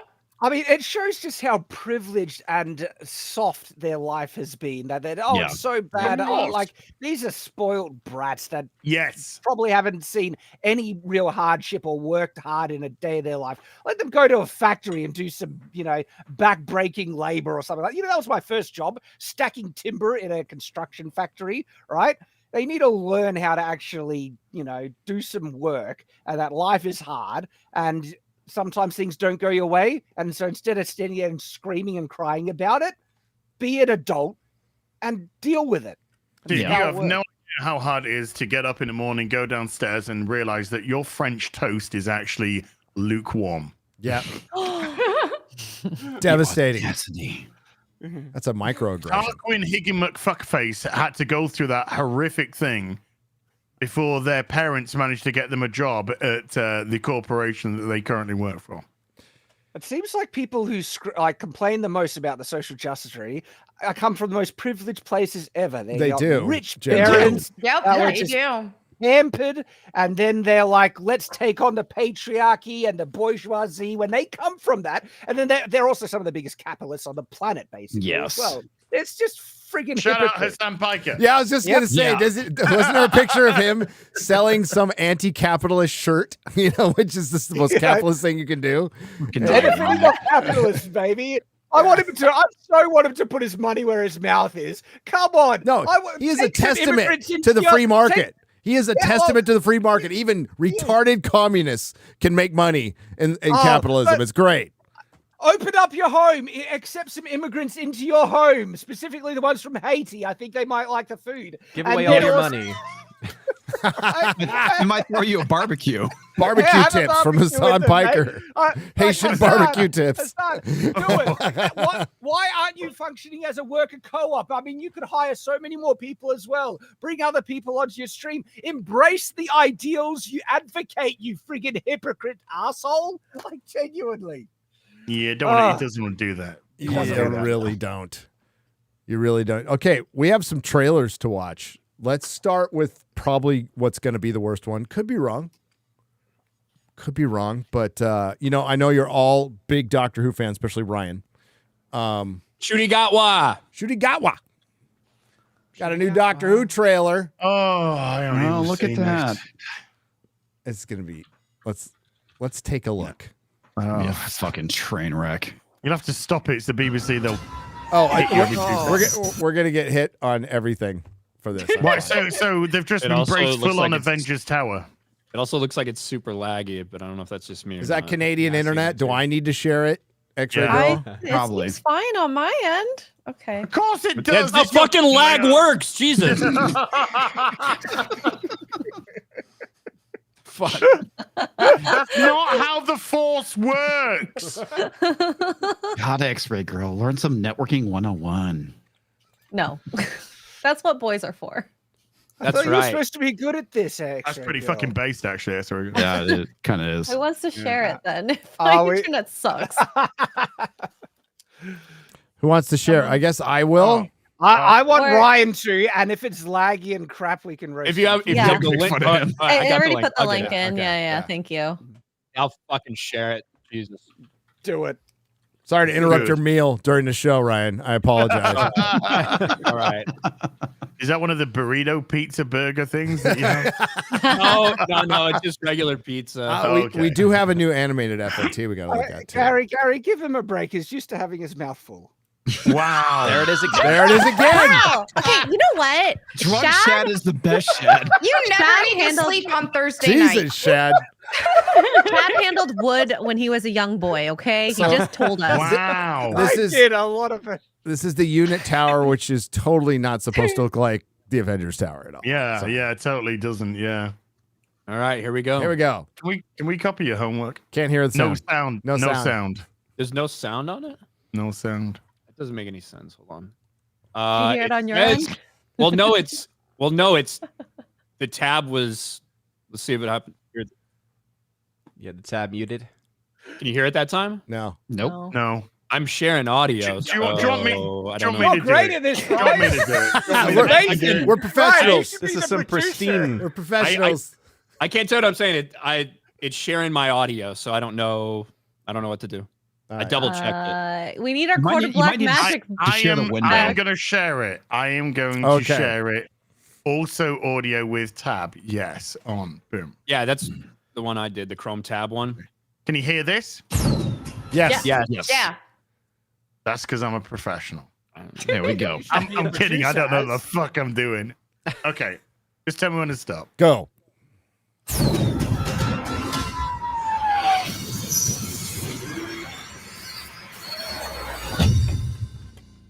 Give me the loving.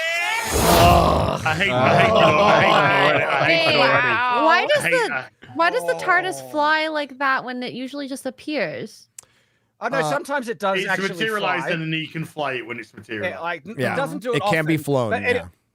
That felt so forced. Like I'm the quirky doctor. Believe that I am the doctor. and I think just that like- came off just pretty gay. I think that's. All that was missing was a man bun. Every new doctor has to earn their place. Like I wasn't ready to accept Matt Smith. I was like, all right, mate, you're Agreed. on notice. But he owned the first episode. And I just remember like when he's going through and eating a different food and, you know, fish fingers and custard and stuff like that. And then he tries to eat something and he just walks and turfs the plate and it's like, you're out. It's like, he owned it. He landed it. When I see something like this is an imposter. It's like, this does not feel like Doctor Who now. No. No, It we're hasn't so, felt we're like so Doctor Who late. in We're so late. 7 years. Yeah, like we're so late in the game with these franchises. They should have been killed off like long ago. It's just sad now. It feels like a parody. It is. Yeah. We Well, live it's a in shadow the of- parody I won't say a timeline. parody because a parody's funny. This just feels like a. It's a shadow of its former self, is what it is. Yeah. Hit play. Oh God. Where did he come from? I don't know. He sort of popped up at the right moment. He popped up at a gay bar in a dress. Yes. It's a kilt ass. He's wearing a Subtle. kilt. No, So it's not a kilt because it doesn't have a sporran at the front. Yeah, and So it's a no so it's a Scotsman skirt. would Sorry, dance not a like dress. no Scotsman would dance know, like he that's- does. That's what I was told. Y'all better be careful when I when I said he say was the wearing word. a dress. It's a kilt. Watch out, or I will say the word. He looks very Scottish. Yes, Yeah. He does totally look Scottish. And He looks also, very I- baguette. Of the Gatois, the Scottish heritage of the Gatois family. I hope everybody enjoys Millie Gibson or whatever her name is because this is all you're going to get of Get her. outta here. She's gone. After this season. Yeah. Got Yeah. fired. Is it only one season or one episode that she's in? One season. Yeah. Did they actually fire her? Yeah. What's, Well, what's the they're story gonna- behind they're that? gonna- Or she left, one or the other. need to Apparently, know. she's in season 2 in a much reduced capacity, but there is a new companion for the TARDIS for season 2 Why does he have a mustache? because he's gay. Yeah. I mean, Because he's a baguette. He has front. a mustache, like only certain men can, you know, pull off a mustache. You know, it's just it doesn't. It feels out. He I does don't like kinda look- mustaches. He looks like he's going for a race swap Freddie Mercury cosplay here. Yes. I don't think Freddie wore skirts. Netflix but Freddie okay. Mercury. Yeah. but I do think he has AIDS. Oh my God! How do you know? Kotaku hit piece incoming. We're giving him plenty of I just material. have a couple guesses. Yeah. Hit play.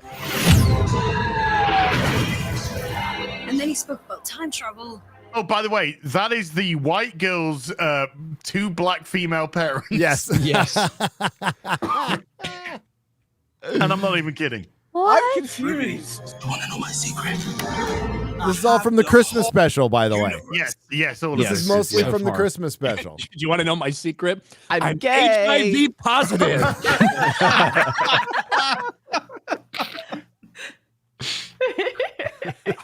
I'm legally required to disclose that to you. Oh my God. I disavow, obviously. I mean, you know. I'm hot.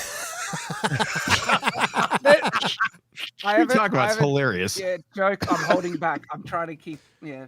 Okay. It's at my fingertips, and I'm all on my own. I'd love it if you came with me. Jesus, if that didn't sound like a fucking rapist, I don't know what it Get in my new TARDIS, which is a white van that says free candy on the outside. It's bigger on the inside. Who are you? I'm the doctor. Nah, you're not. No, Oh my You're gosh. really Wow. Yeah, I'm the doctor. That felt forced. I'm the doctor.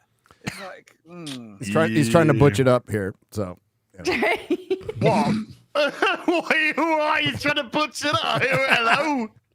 Oh no, that shirt's pretty gay. It's called the TARDIS. It's a time and space machine. Is it safe? No idea. Broadway music. Ugh. It's all right. The noise, the sound effects are too freaking loud anyway.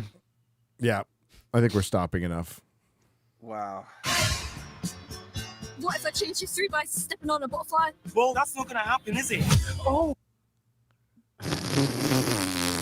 Well, a lot of things can be said. Lame. The great freeze frame. Good isn't one of them. Yeah, okay. Okay. What's wrong? With all my adventures, never seen anything like this before. Oh my, Bridgerton! This place is completely. Oh, there's the Things seem to trans be actor. Huh? There was the trans actor. What, back again? Was it the clown? Things seem to be turning. Jinx Monsoon. What? Jinx Oh Monsoon. my, Bridgerton! This place is completely. Is Jinx Monsoon a drag queen? Yes. Yes. I remember Jinx Monsoon. I remember from RuPaul's Drag Race. Oh my gosh. There's a freeze frame just for you. Yeah. I know. Why do you think I didn't Look at move how it any scared. further? Look at how scared shooting. Look at how scared shooting Gawa is of a woman's tits. Yeah.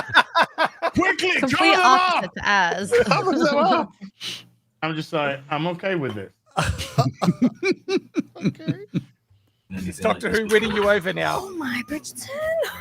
Bridgerton. Oh my God. Bridgerton, if you don't know, is a period piece where they have put black actors in a world where Queen is it's black. a new, It's a Netflix show where they've just got a bunch of race swapped royal people walking around and like some fictional English history. Yes. Or as Channel 5 like to call it, Anne Boleyn. Or Cleopatra. There you go. Yeah, coming at you. Black. This place Vikings. is completely. Yeah, there's Jinx Monsoon. Oh. Yeah. Things seem to be turning more and more supernatural. Is that monster? No, don't be silly. There's no such thing as monsters. It's just creatures you haven't met yet.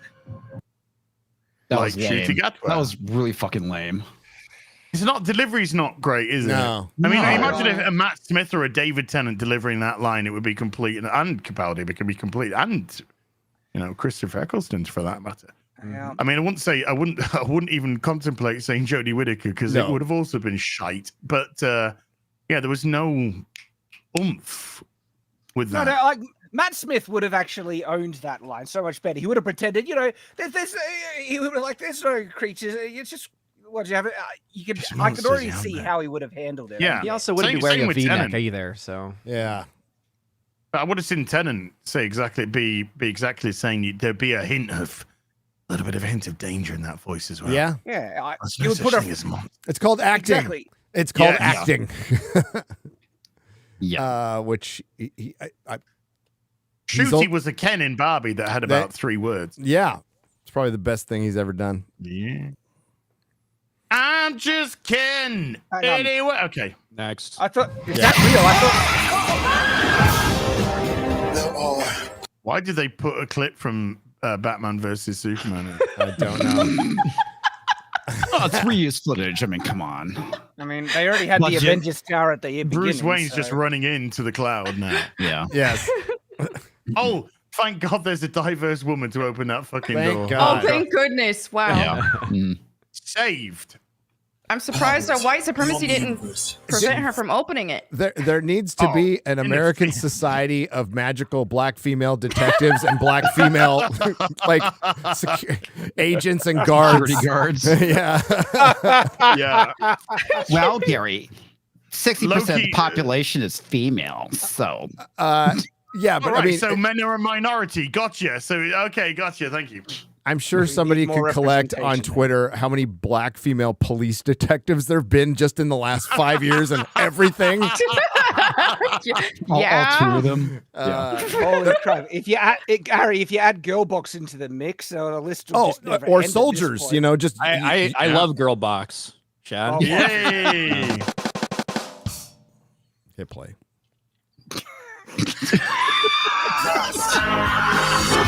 Oh no! Did he just go to the game developer conference? I was gonna say. He was giving his support from space. The whole world could slide into the pit. Is this what we're trying to stop? I'm still alone. I need to know. You keep us safe. It's a magical one. I laughed so hard when we found out that was her mom because I could have guessed it. It's like, of course. I know. You can't show a white family anymore. No, God, no. They got a white companion. Shut up. Well, not for long. Yeah. She's being replaced by a person of color, Indian. right? Yeah. yeah. I think it's Indian lady. Yeah. Why was she fired or let go? Did she leave? Like She was white. Yeah. Yeah, I mean, when I heard that she's leaving, that was like the joke. Is like, okay, she must be leaving because she's white. Well, it seems like she didn't want to be a part of it. It does. And quite frankly, we were all shocked when we saw the white female companion anyway. We're like, wow, okay. Wow. A pretty young white companion. This ain't gonna last Unusual. long. Yeah. No, it won't. Keep us safe. I promise. It's taken me all this time to realize what I'm here to do. I'm going to save the world. Oh, it's the girl who's the key to everything. Okay. Oh, God. I haven't seen that trope for Is that about the, 5 hours. seconds. Is that the doctor on the back of that bike? No, it's her on the back. Are you sure? No. Okay. Because Looks I'm like not. a manly frame, but Let's play it. Let's play Well, it. it's not like Shigegawa has a manly frame. Ryan wants us to end. Wait. There he is. He's on the back. He is on the back. Of course he's on the back. Oh my god. Of course. I knew it. Remember when James Bond rode bitch on a moped? Yes, unfortunately. Oh God. With Lasagna Lynch at the front. Lasagna Lynch. Yeah. Oh, okay. You're a relic of the old age. No, I'm just a white man. Exactly. It's exactly Look at what that I guy said. running for his fucking life behind them. Yeah, he's got a woman driving yeah, right there's a there. woman on He's all catch me if you can. Riding a fucking moped. His life's in danger. That's Doesn't get DSP. gayer That's than that. Woman driver. Go, run for DSP your when he life. saw a black man. That's DSP running when he saw that black guy. So he's just like, I'm out of here. DSP wouldn't move that fast unless there was gin involved. Yeah. Why would you show the Gosh. The gay dance? Yeah. Because they're trying to appeal to gay people, obviously. That's what Yes. this entire But trailer has been. Yes. On top of that, though, if straight people are not into this, you're a homophobic bigot. That's Okay. also their response. Okay. Like you should. All right, I'm not into This it. should be your new masculinity, guys. You know, wearing skirts and all that stuff. And if you don't, Sure. you're a bigot. Okay. Okay. All right. That's Sounds their good. message. I'm acceptable terms. Let's go. Yep. Sure. Kotaku cool as that anyway, so it don't matter. Yeah. Everything is possible. Everything is possible. Damn. Oh, they got another musical thing going on. Oh, thank God. Mm. Thank you. I just don't fucking care. Hit play so we get it over. Change me. Change. But I can't trace time. Oh my God. I don't. The funniest thing is the worst nightmare to every British Doctor Who fan has occurred. I mean, aside from that coming out, okay, is like America has taken over now because the release schedule is favors America. Release. Midnight release in America. Midnight release in the UK. We get it first. Thanks a lot. Yes. Yeah. And then it's shown in the UK in the evening. So all the people who said Disney had no influence on this, bullshit. Fucking shit. Bullshit. Oh, by the way, Russell That T looks Davis very has Disney. been liking tweets of people going, "This is fucking stupid." Yeah, he called it out. Yeah. But he can't do anything because Disney's in control of it. Yep. That's your fucking problem, mate. It's your Not mine. problem. Oh, well. Lots of people are going to watch it. It's this will revitalize Doctor Who, I'm sure. 12,000 upvotes, 806 downvotes. Oh, nobody cares. I don't think No one it's cares just to watch pure it, apathy. like. Yep. Yeah. I can't be bothered to watch that shit. I just won't. I'm done. Done. I'm absolutely done. So we had the Penguin trailer drop today, and the only question I have is why? Why? Why? Hang on. I haven't heard about this. This is a movie about the Batman. No, it is a Penguin. series. About Penguin. Okay, I'm not gonna lie. Penguin is my favorite Batman villain, so I am curious about this, and I haven't seen it yet. Did you see the Batman? Yeah, and I liked it. He was my favorite part of the film, I think. I think he was hated I think he was the best part of it. Yeah. There's a question we got to ask Melonie, though. Okay. Was there too many good black people in the Batman? Smash or pass? Oh. Well, yeah, a little too many for my taste. meaning there was one. I right? was able to overlook it. Yeah, Commissioner Gordon. The thing is, though, yeah, I don't know. But Penguin, I was able to overlook it too. It didn't mean anything when all the videos came out. I liked the fucking movie. You gave it like an 8 out of 10. Everything, I gave it Ryan. a really good score. You I gave it really a great liked score, it. better score than I did. Yeah, sure. Better score than I did. liked it. I did like it. I got ratioed for liking it, and you got ratioed for not I liking know. the trailer. I know. Yes. The last time I got ratioed was fucking riffing on that trailer. I said his cape looked like a garbage bag, and it does. Yeah, people got mad. So, is it the same actor playing Penguin in this series? Yeah, it's now? Colin Farrell. Okay. Who's great. He's so good in the Gentleman movie in his little part. He's so fucking good. The crazy thing is that this is even a thing, right? You've got this entire DCU reboot that's all surrounding Get it right, Superman and like Ryan. all this other shit, and yet you still have the Batman 2, which has been pushed back a year, which we Right. heard it was basically because of scheduling conflicts with all the other Warner Brothers shit and stage time, things like that. So not only do you have the Batman getting pushed back a year, but still coming out, the Batman 2, but you have the Penguin, which is just on Max. Okay. Let's I take a don't look. All right. Who has seen this, by the way? Has anybody seen it? No. I seen the haven't. first half of it, and then I turned it off. No, I haven't seen it. That sounds like probably what I'm going to do with the Penguin. Well, the thing is, you ask why. I've seen it, but we'll go through it. It's not horrible. It's just why, you know. Yeah, well, I mean, I know we already had a Penguin show. It was called love it. Gotham. Yeah, They have Gotham been- had Penguin. They have been milking Joker so freaking much. It's like, okay, they're going to focus on another villain now. Sure. I'm down to give it a chance. My favorite villain, so why not? There we go. I'm just tired of all these spin-offs. How about you give us a Batman A TV Batman show for series, one? right? Oh, Yeah, that would be nice. It's not like Oh, Batman Gary, is the main character that we confusing. love. It would be too confusing, Gary. It They'd would- have Michael Keaton, a new Batman, and fucking Robert Pattinson. I know. The argument against the Batman series has always been you don't want to confuse the viewer. We want to save Batman for the big stuff for movies, and it's bullshit argument. A Batman TV series would be fucking amazing if they did it right. That would be awesome. Just have to make him a fucking detective. It's not fucking hard. We know why. We know why. It's because of the unskippable ad. It's the skippable ad at the front of. Oh. That's why. That's why they do that. For transformative. It's Max, so reasons. they'll claim it, but yeah. Yeah, I'm gonna have to fight we were, 3. We were talking about this before the show. It's like Colin Farrell is like doing all this makeup, all this shit. There really are very few jobs. Well, there used to be. There's getting more of them as they're trying to appeal to a different crowd. Right. Very few roles for short, fat, ugly people in a Hollywood fucking production.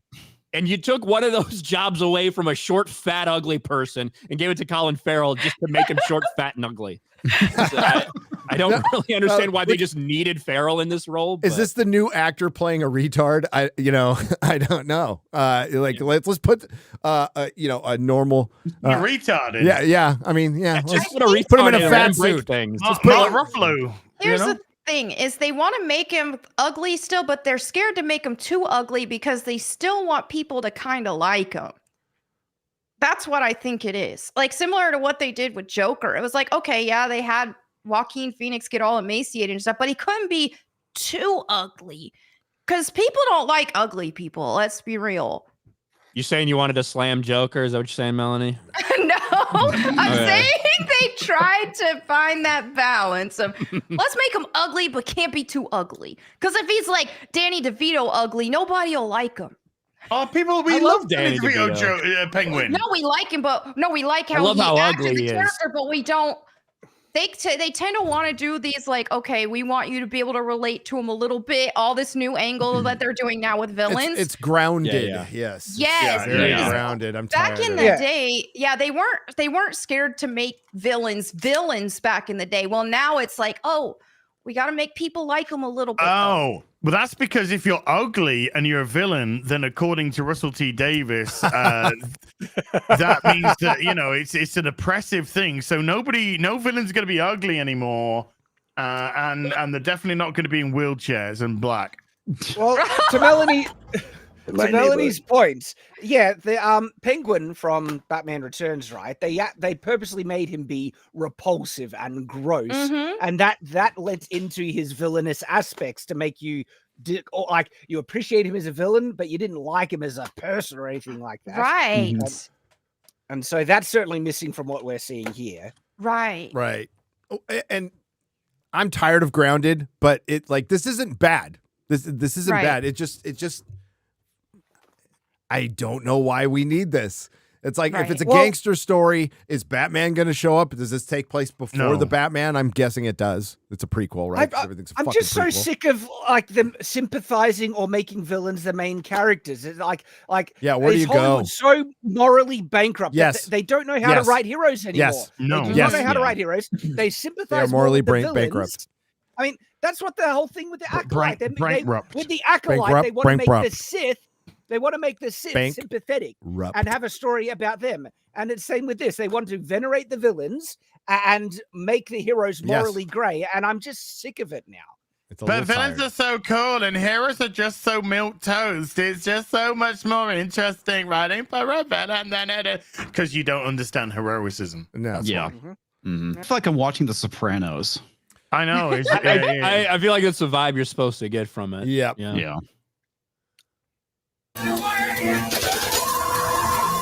Somebody else who came from the Game Developers Conference. By the way.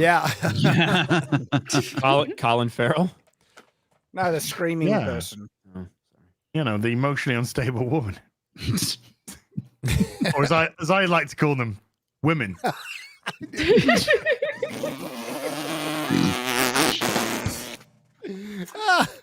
Let's finish this up.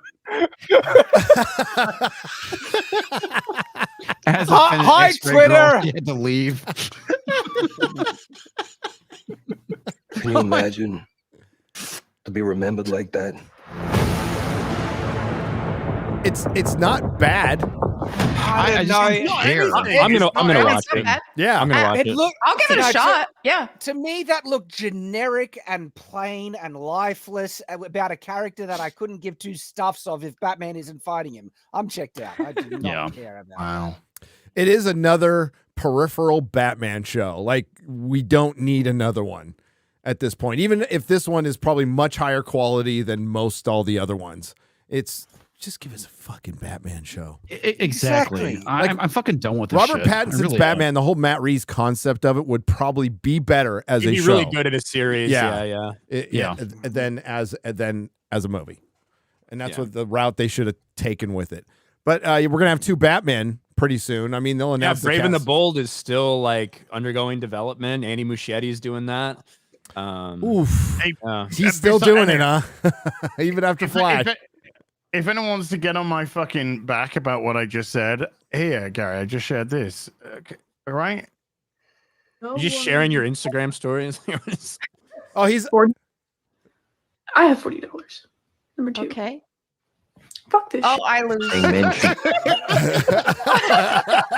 I was counting with it. Az is just proud he can do Instagram stories. He's had good training from Mrs. Nerdrotic. So my work here is done. Yes. I've never seen that. That is an amazing cell phone. I know, right? It's funny. That's funny. See, that's called comedy. That's called laughing at yourself, and it's a very funny thing when you do stuff like that. Surprised she hasn't been cancelled yet. I got $40. Mental stability. Oh, fuck this. Okay, so we'll save the good trail. There's actually 2 good trailers from one show we'll save for in a little bit, but I want to talk about the X-Men really quick. I'm gonna go for piss. I'm gonna go for piss. All right. You guys who only watched 1 episode missed the most woke undertones were in the 2nd episode. Of course. I have a question, Gary. Is Magneto's costume, is that from the comics at Yes. all? Yes. It is? Yes. The cover. Look at the cover of X-Men. Uncanny X-Men 200. Trial of Magneto is a thing that happened. A lot of the stuff so I watched Graduation Day, the final episode of the animated series before I went into these 2 because we were told that they would just go right into each other. They don't. There's a massive time jump. Not massive, but it's like, months.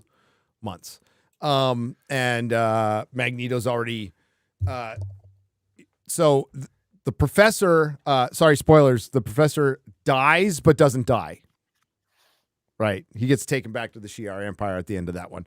So they're moving on. You think Cyclops is going to take over. Then in the trailer, you see Magneto come in. He takes over the school. And a lot of this does come from the comic books. And I know there's a director out there, and I know who was saying that they're taking a shot at MAGA and January 6th. At the end of episode 2. And I'm like, okay. Joe Russo, but not that Joe Russo. Yeah, the Joe Russo who got famous because he has the same name as Joe Russo, who's takes her shit on Twitter, whatever, who thinks he's some kind of film aficionado, because he directed a couple bad films. But a lot of people have done that in Hollywood. That's great. But always coming out saying the X-Men is always woke and all this other shit.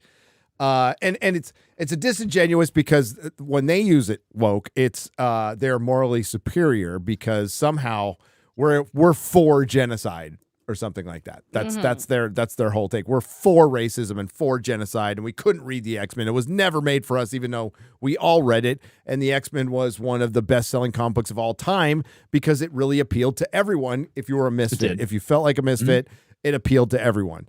And it was never really on the nose. Chris Claremont did some stuff that was on the nose, but they were still really fucking good. God Love Man Kills is fucking great. It's a great story. But they were never attacking their readers. They were never telling their readers to fuck off or preaching down. Like it evolved into the narrative that the X-Men was created and was always that way. It was always supposed to be Martin Luther King, Malcolm X. That's bullshit. It's always been fucking bullshit. Yeah. And Stan Lee has gone out there and they still run with it, even though Stan Lee has admitted like they just did it because they didn't want to invent origins for every hero. Yeah. It took time. And it made sense for the time. And I watched the 2 episodes. I thought they were fine. Fine. You could definitely, like, the X-Men Gala thing coming through on the Daily Bugle. That was dumb. Fucking cringe. But I thought it was fine. The animation is fine. Really? I thought the animation sucked. Fine. I thought it looked like a Flash animation. I mean, I I don't they think it's any really worse than what we saw from the original series. No, I yeah. mean, minus some of the characterization changes, I thought it was fine. Yeah, minus like Couldn't they Rogue have done losing it- her ass, you know. Yeah. Yeah. Couldn't The- they the have done a worst thing better for job me- though? Like we've got more technology and resources. I think they could have lifted it a bit. But Well, dude, I think they're trying to keep it in the spirit of the original series, which I kind of respect. But for me, the worst thing about it was the voice actress for Rogue. She's obviously much older now, and it is very apparent in her voice. she does sound like Everybody a else I 60-year-old thought was- Rogue. Yeah, everything else, all the voice 70-year-old actors Rogue. I thought were Dude, fine. Cyclops was they treated him the best. Yeah. They treated him the best. He was kind of a fucking badass in this. So unexpected. And they did follow a lot of beats from the comics. Now, if some writer or director wants to interpret that as we're going after fucking Mega in January 6th, okay. Out Were of they- all the stories we had to choose from, we chose this one. It's like, okay, fuck off. I Who do cares? think there were some undertones of that though. Like there were definitely like whenever that human was fighting, I want to say it was Gambit, and he's on the second episode, and he's like, "Hey, you know, humans have problems too, but we don't whine about it. I just hate that you whine about it, and I hate you." And it's like that felt like a jab. That was cringe. Oh yeah. And those of it us who are was. saying like, "Oh, white people have problems too, or men have problems too," like, why are you playing victim? It seemed like that was a jab against those of us who. Yeah, who I say agree. things like that. That was cringe and pretty obvious. So, Yeah. yeah. And then Storm's like in the courtroom of her silence, like the silent, be quiet when black women speak moment.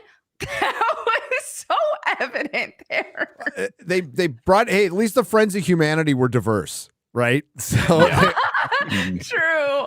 the Friends of Humanity were diverse. And listen, we could imprint shit on them too. We could say the X-Men are a giant fucking 2A argument, and the heroes, you know, the Mutant Registration Right. Oh, I Act, say that the shit Hero all the Registration fucking time, Act, dude. fucking that's a pro 2A. Yeah, obviously they're based, man. We could pull that shit too all day long. There's a lot of messaging in there that was from classical liberals that has gone completely upside down from 40 fucking years ago, which is what they're adapting, is stuff from 40 years ago, which makes me feel There's fucking even old as a hell. line. There's a line from Magneto that I actually quite like. So overall, I'm a bit on the fence with it. It's only 2 episodes in, and this could go off rails so massively. Oh, dude, And it's so I'm Disney like, oh, Plus.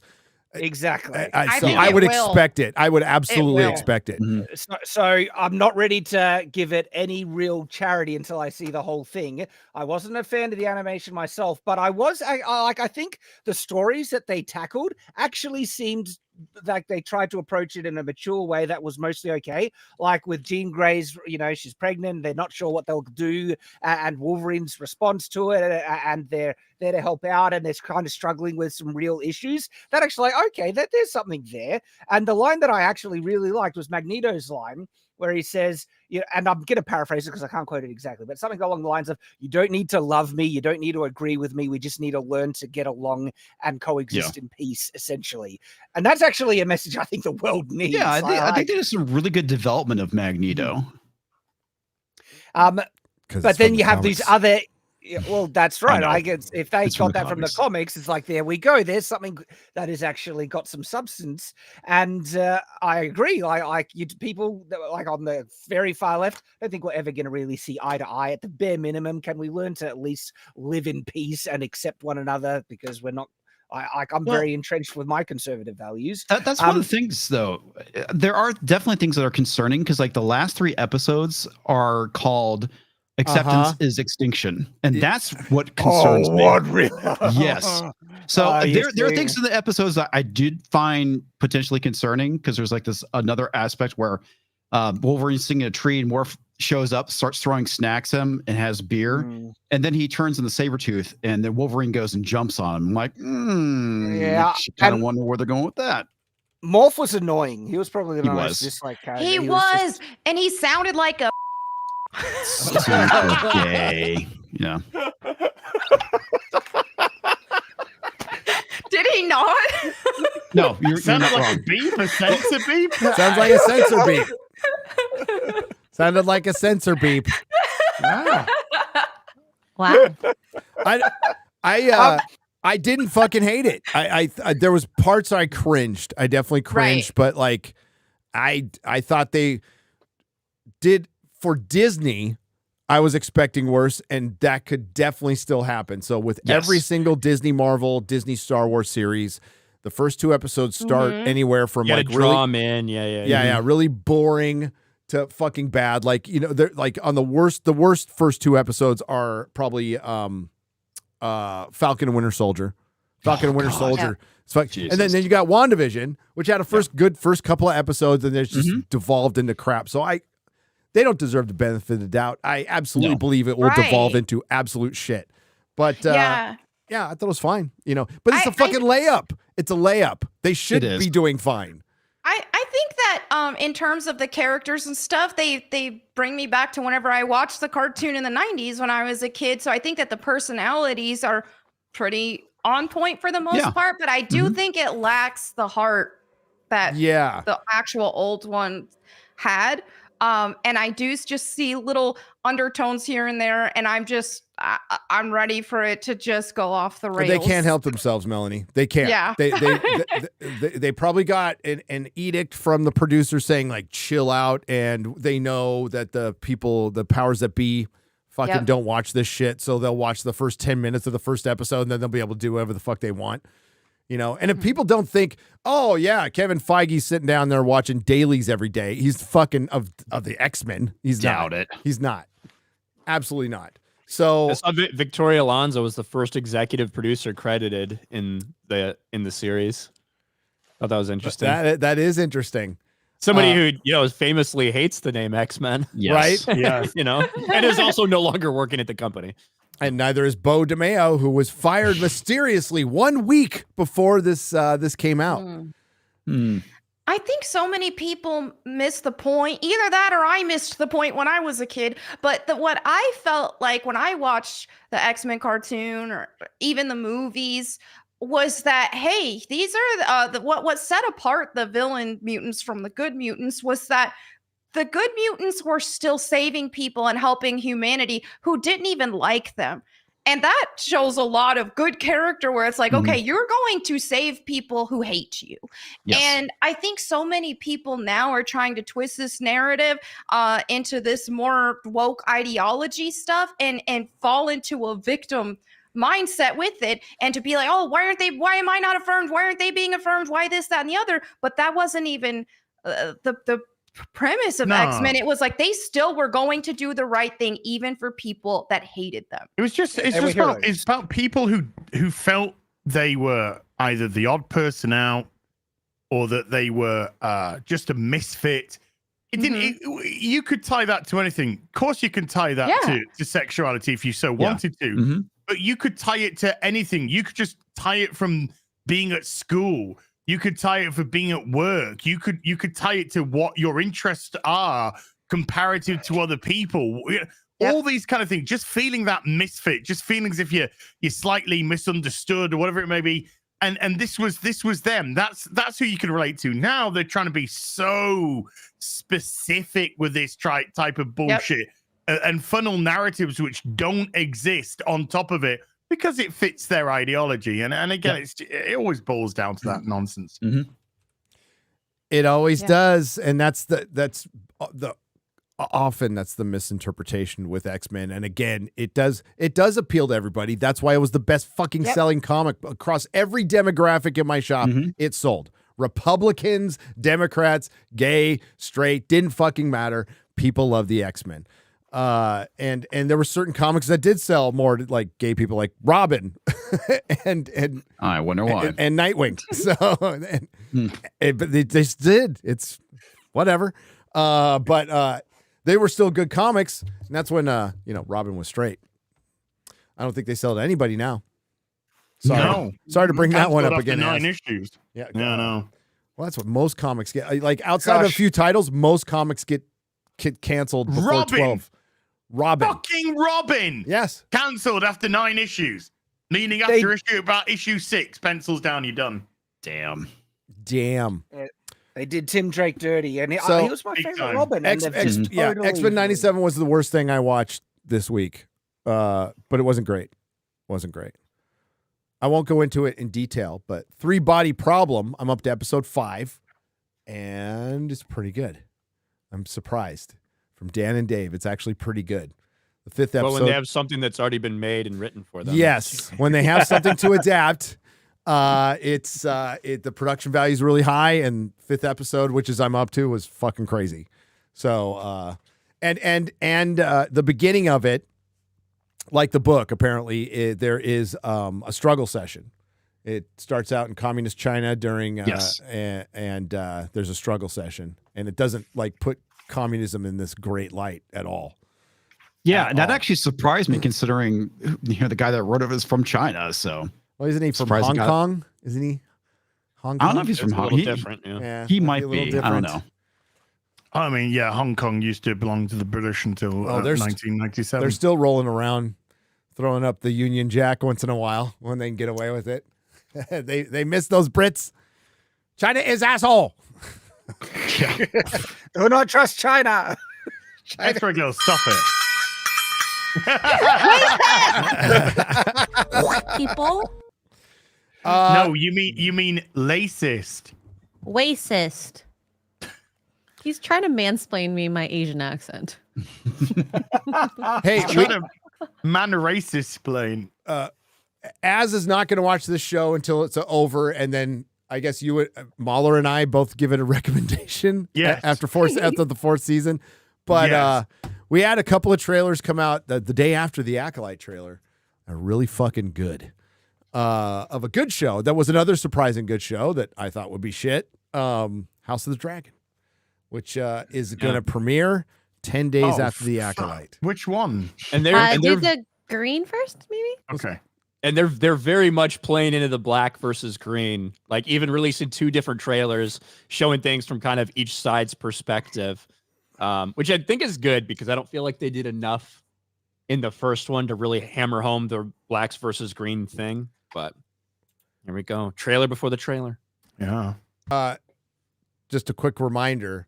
So when Viserys was on his deathbed, he called out the name Aegon. He was like he was about to die and he was stupor, and Alicent heard it and heard that as he wanted his son Aegon on the throne, which was not what he meant. He thought, I believe he thought he was talking to Rhaenyra and making sure that she remembered what he had told her about the first Aegon the Conqueror, and about like the reasons that he did it and everything.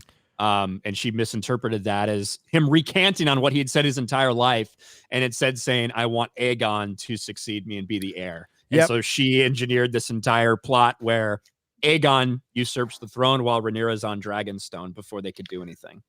Well, they get what they bloody deserve for naming everyone friggin' Aegon in their line. I mean, there's not that. going to get confusion. There's that. Also, quick reminder, that's a major spoiler from A Song of Ice and Fire. That at least we're going to get one answer from this show. Is the dagger had a prophecy written on it, and the reason Aegon conquered Westeros alone, because the Targaryens were on Dragonstone for a long time before they decided to conquer Westeros, and Aegon just up and did it. We never knew why, but thanks to the show, we do. This show is also the real account, which I mean, that's why I prefer it to the book, because the book is just the book is written from the book Fire and Blood is the entire history of like the Targaryen family in Westeros. Part one, by the way. That's part one. That's true.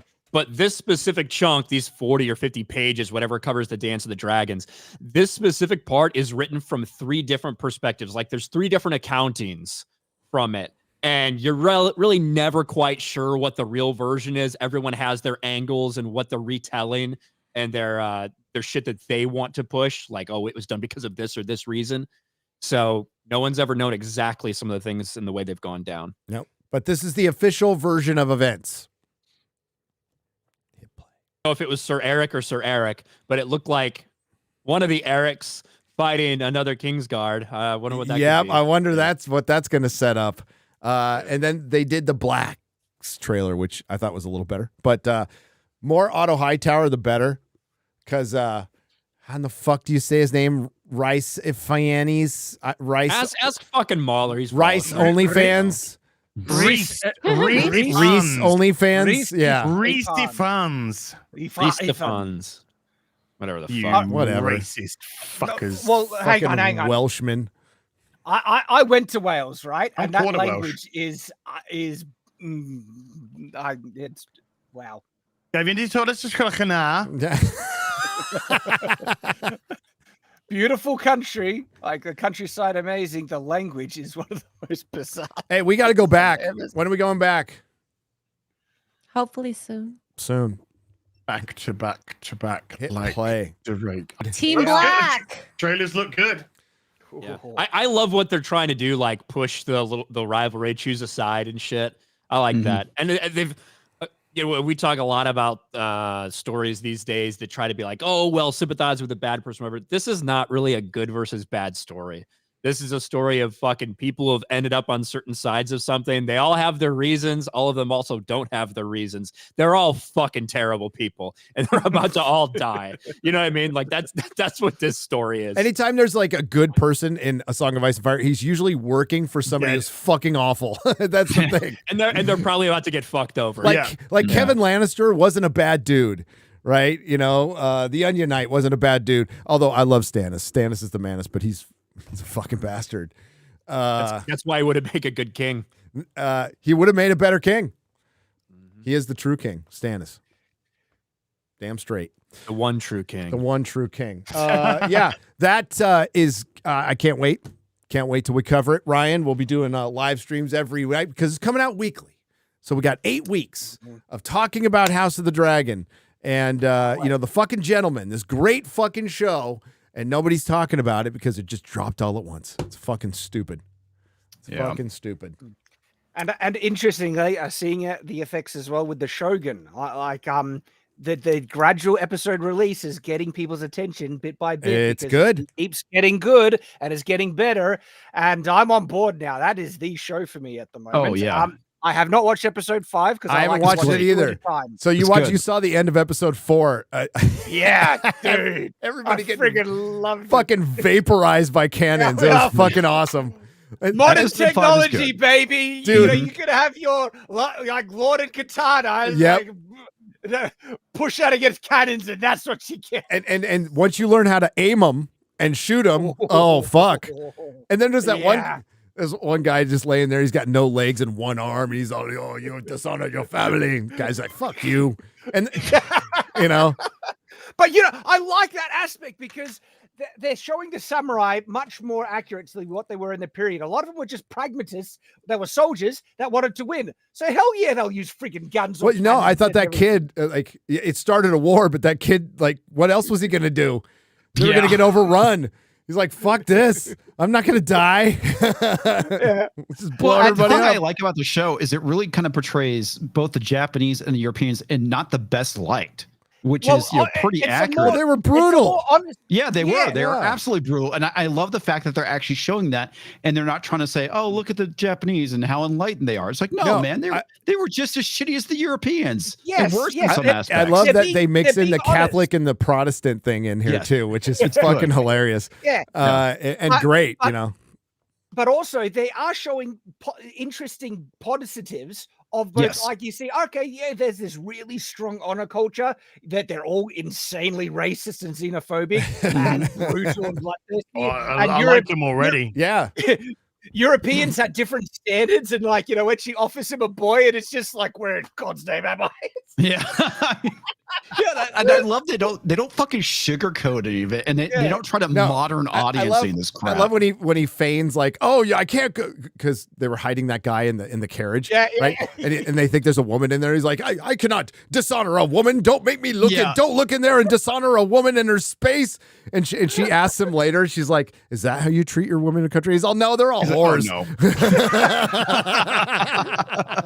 That was so good. So good. But then when he talks about what he would do if he takes her to England, he talks about some of the things that he loves about England, and so it is showing both positives and negatives, and that's being honest and showing history for what it is. It is. Yeah, it's not pretty. It's not pretty. No, that's been the part of the problem. This ties into Gabe's journalists, although it's not as bad. Games journalists are the worst, but Access Media critics are pretty fucking close, shall we say. So Taylor Sheridan just did an interview with, well, not just, but with Joe Rogan like 3-4 weeks ago. And he was talking about why people hate his shit, like especially 1883. The critics didn't like it, right? I thought it was really good. But Yeah, I did like too. his whole point was like, we're just going to show history without judging it the way it is, right? Yeah. That's, or at least as best as he could do. I disagree with how he presented some of that history, but it was still a good show. And then he said, well, all the critics do now is that they openly will back something they know is shit, but it agrees with them politically. And hearing a big name in Hollywood just fucking admit that is great, even though we've all been saying it for 10 years. That's all film criticism is now, is it's confirmation biased. And you know, I saw Yellow Flash talking about it, and he's right. I know a lot of fucking Access Media critics are hating on Ghostbusters, not because of the film, because they're still pissed about 2016. There's a lot of people who are going to dislike something if it feels like it goes against their political opinion at all. And that's why they lost. That's why all of journalism is lost. Because they lost their fucking mind, and they, and they're young. This might have been their first job. They get paid fucking $2 an article, whatever they get fucking paid. They're cheap. They have no sense of the world at all. They have no sense of failure. That's why you see people running out screaming. That's why you see people like losing their jobs or still working at Kotaku, fucking shitting on their boss publicly. I mean, I can't see how that doesn't get them fired. Victoria Alonso, who did fight her way up through Hollywood, shit on her fucking CEO openly, got fired. You know, like you don't know that, you know. They're that entitled that they think, you know, they're so ready to be activists and, you know, virtue signal, and then they so dumb that they think they get away. They're with just fucking dumb. Well, they're so empowered because they have been getting away with it, and this has been the narrative which has been okayed and pushed that they get to the point where authority means nothing to them because they have the ideological clout behind them and they think that gives them their moral sense of justification or superiority or whatever it may be. I mean, after all, you know, Iger and Chapek, they're just a couple of white men. And Alonso would have trumped that. She was a South American queer woman of fucking no talent. You know, so that's that. They're so emboldened by everything: the media, the government, the corporations being ideologically fucking aligned with them. They think they're untouchable. Yep. Well, they're also Till the money runs absolutely out. lost. They have no idea when it's actually appropriate to take a stand, when it goes too far, and when when they should reel it in and respect authority and stuff like that. Like Harvey Weinstein should have been called out years ago, and they all just enabled him. And then when he finally was called out, it's appropriate. You should like call out that crap, right? And then they take that and run with it and start accusing guys of just hugging people and or telling a dick joke at a party. Yeah, exactly. And they have no idea where that line is, where it's appropriate to take a stand, because they don't even understand what true virtual morals are at this point. Oh, of course they don't. That's true. If only there was somebody in Harvey Weinstein's circle that knew about this and could have called it out. You mean like a personal assistant? No, it's personal better assistant, as I mean, it's, that would be really it's close. better to Yeah. write a play about it and make yourself the victim and make money off it. Right? Yeah. Isn't that the right thing to do? Yes. No? Yes. No? Yes. Oh, weird. It's the I think Hollywood most of way. these people are willing to take it from behind from Harvey Weinstein to get a chance at winning an Academy Award. You're not wrong. You're not wrong. There was a lot of volunteer. That's why a lot of this shit never happened, because they were fucking in on it, right? Yeah. Like, Well, and then when they took advantage of this, then women and some men started coordinating little events to trap people and get people fired.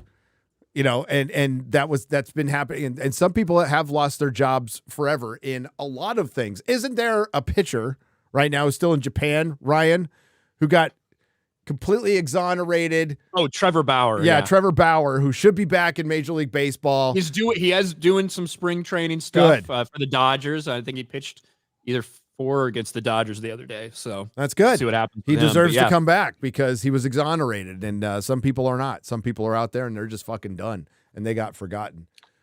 Some people committed suicide. Yeah. Like it's they have ruined lives over this, and they could have used it for good. Actually, call out the bad actors, but they decided to grab that and use it for their own nefarious ends to take out people in positions that they wanted the jobs for, and to also to virtue signal and play the victim card just to get more attention. And it's disgusting. Hollywood Power is grab. just Total power grab. absolutely That's all it was. All right, let's get to the super chats, ladies and gentlemen. of Can both I share genders. something before we do? Oh yeah, we have to share some stuff real quick. Okay.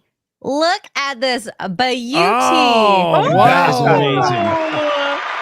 Yeah, This that is is incredible. Vector Visual. I love it. Vector Visual. Vector Visual does these posters for us, and he's so fucking good. Absolutely amazing. Major Boomer, Captain Merca, Quarter Black Magic. I love What oh fun. Odin's one slice. Odin is one slice.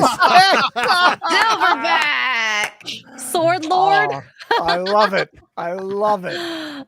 Thank you. Wow.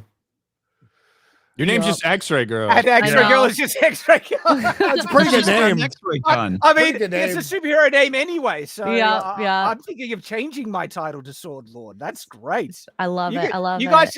You guys can just call me that from now on. And Sword No, Lord. I'm good. I'm good. Really? Shut it. I'm just going to say, sounds Are big you? gay. Hang on. What if I identify as a Sword Lord? Are you It, denying it, sounds, that? it, I sounds, believe no, you. it sounds like you're the Lord of Swords. Like Yeah. They're my Hey. pronouns now. Especially Yeah. when he's drunk. Yep. Yeah. Um, You Yeah. ever get it? You ever get into sword swallowing, Shad? Wow. wow. Hello. Wow. And Not we hilt have- first, Shad. Not hilt first. Only the pummel. Wow. Only the pommel. Wow. So, and we have a big announcement. We are having FNT jackets officially. Oh my god, that guy was Yay! gay as fuck. Yeah, so- they accidentally added an R to your name on that I one. know, right? So if you wow.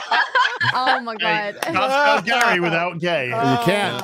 You can't. I'm trying to Never find heard the that before in my webpage. life.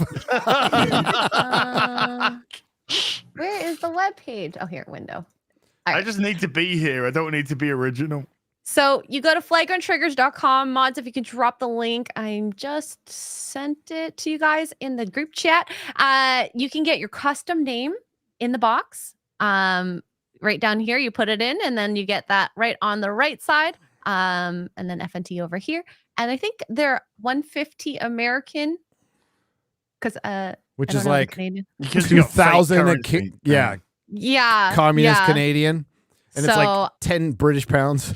We've been waiting for these jackets for so long, and I'm freaking excited for it. Yeah, honestly. these were shown to us in our first Orlando meetup, the Geeks Yep. and Gamers one.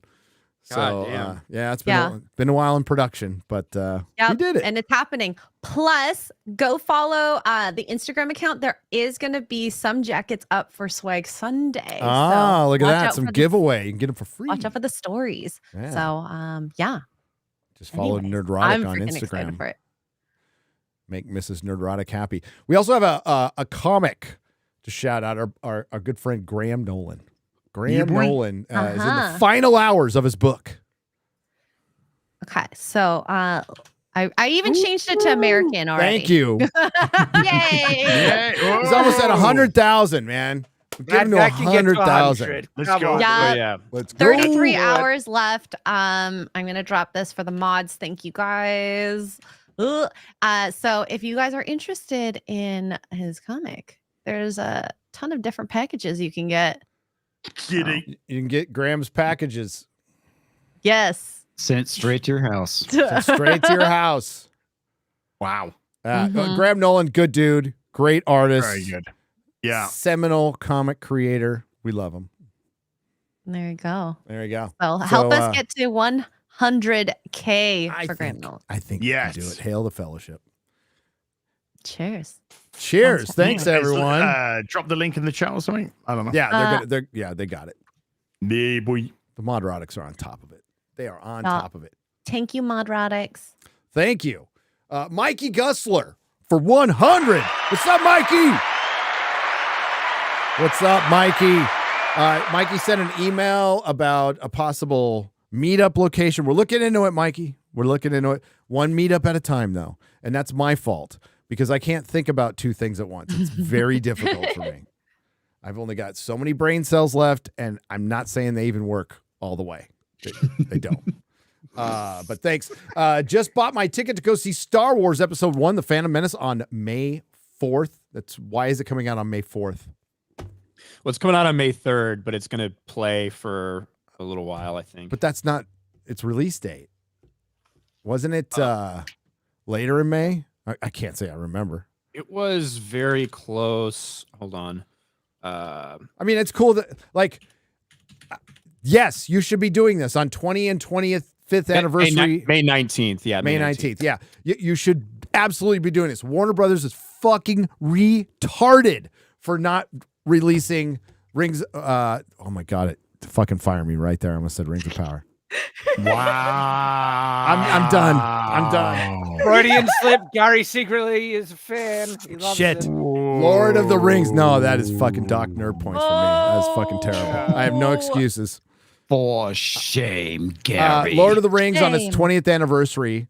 So I guess they can do the 25th anniversary, which would be fine. But dude, that was so fucking stupid. And on May 4th, they're gonna do all 9 Skywalker saga movies. On May 4th. There's no such thing. I know, but they're gonna release 9 Yes. movies. It's gonna play all throughout the day on May 4th. So yeah, because I don't know who's gonna stick around for the last 3, but that's 18 hours of films. But also, just for so everyone knows, if you do go see Phantom Menace, you're going to get a sneak peek at the Acolyte as well. Oh, in every Phantom Menace, showing, there's going to be exclusive footage of the Acolyte because they're trying to make sure you understand that it's a prequel to the prequels. Mm-hmm. Yay! Takes place 100 years before, which we had to find out like in a tweet or something. Probably the official description of the show whenever it got released. Yeah. So apparently they will show the Acolyte footage after the credits. I'm sure you'll stay, Mikey. I'll watch the film and leave when the credits roll. Also, Gary, remember to tell the panel my suggestion that I emailed you, and I will. Thanks, buddy. Thanks, Mikey. Gustler. Thanks, Mikey. Not Another Dime is gifted 20 Nerdrotic memberships for $100. I got to say it. That's a shitload of dimes. Hail. Crit Nature on the Streamlabs side for $50. Hail Friday Night Tights. Question for the panel and the chat. If Freddie Mercury still would live today, would he side with the far left ideologues or would he be a voice of reason in the industry? I would think he's a voice of reason. He always kind of was a voice of reason. If you go back and look at any of his interviews and stuff. He wouldn't be MAGA, but I think he would be a lot like some of the older British rock stars who just were classic liberals, but I wish he was alive today. We miss Freddie Mercury. It's fucking awesome. Amen. Grimnack for 50. Hail panel. Got my tax money. No, you got your money. You didn't get your tax money. Yes. You got your money. Okay. I gotta fucking do mine. Same. Before we go on, I just want to say unequivocally, taxation is theft. 100%. That being said, God bless Texas. God bless Texas. But don't come here, California. It's terrible. Yeah, it's awful. Weed's illegal. They have tons guns of guns everywhere. Fucking guns everywhere. Women are massively, But holy shit, not a good place paying here. that California state tax and the fucking small business tax and the corporate tax and fuck. Now they want to tax people who want to leave. Got out just in time. So retarded. The perks of 2 kids and a stay-at-home wife. Watched The Gentleman and Dragon's Dogma is out. Life is good. I wish you all the best, and I love what all of you do. Congrats, Gary, on 1 million subs, and Ryan on 300,000. God bless. Thank you. Thank you. That was crazy. I haven't gotten my email for my plaque yet. Oh yeah, you got to keep an eye on. That's a bigger one this time, right? Yeah, it's a little I don't bigger. think do they auto email? I think you have to. I think you have to do it yourself. So usually there'll be a little notification that pops up in your studio that you're eligible for this award, and You know, in a couple weeks after. the 100,000 one has never appeared for Night's Watch to get the plaque. It's like they don't. It's not You guys even don't there. deserve it. Yeah. Maybe when I get to 300. You can ask them. Maybe. I can't. It is a link. It's just a link you go to, but yeah, I'm Yeah. not sure if they have to provide it. I'm not. Yeah. Well, it hasn't popped up in my studio yet either, so we'll see. Master Austin has gifted 20 Nerdrotic memberships for $100. Nice. Ned of the Vale for 80 Canadian pesos and 8 cents. Wanted to give a huge hail to Rick Outpost. Welcome back to the show. Wait, I might be on the wrong stream here. Nah, I think I am. I got the right one. Also, thinking of changing my name to Al Gore's Rhythm to help with YouTube's Nevermind. LOL.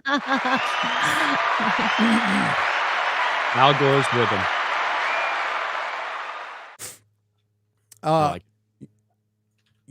As a dad It's joke. below. It's below. Oh, the name. Never mind. Johann Der Jager, like Jägermeister, for $50. Smurgerburger. Oh, then he gives me a fucking. I never see these. How he That's can. why I said the name's below. Johann Der Jager. I got it right. Hail to the fellowship. Taste the corporate Schadenfreude. Is it not sweet and salty? Anyways, I finally have a good job to buy this super chat. Hey, cheers. Love you all. Well, except Ryan. 9999999. Fair enough. My best impression right there. Vor Axelon for 50. Sorry, this chat is unrelated to anything you folks are on about. I have the attention span of a gnat, so here it goes. The music video for Omega Madness from a Greek band called Naxatros is sword and shield done right, and the song rocks. Check it out. All right, I'll check it out. The only way I find new music now is through suggestions to find on YouTube. Used to be different back in the old days. Yep. What's this one? X-Ray Girl. Help an old man out. Kratos El Stratos. Or El Statos. I don't see an R in there. Oh, Statos. I called him Kratos El Gatos once because he went by Kratos El Gratos, and then I accidentally called him Gatos, and so then he had to make a correction So maybe it's supposed to be there and say Stratos. Stratos. Yeah. All right, for 50. Dude, you're straight. Stratos. It's cool. It's cool. Yeah, It's all right. totally. But if you weren't, it's okay, bro. It's all good. I like it when you call me Big 50. I changed my name for a joke, and now it's stuck misspelled this way for 2 weeks. Shout out to Dermy, Gal, Cloud, Devil, and the rest of the Derm generates. We love Dermy. Vegas is going to be a blast. Looking forward to hanging out. I can't wait. I'm ready. Oh, look at my sober sister, Key Lime Kayla, has gifted 10 Nerdrotic memberships for 50. She cool. Retro Meister for $50. This just in. Pow World just quadrupled their player count thanks to Pokemon and Nintendo. Continue to vote for your, with your wallets, people. Need I say more? Hail to the Fellowship of the 199. I forgot about That's right. When's the last time you played Pow World, Az?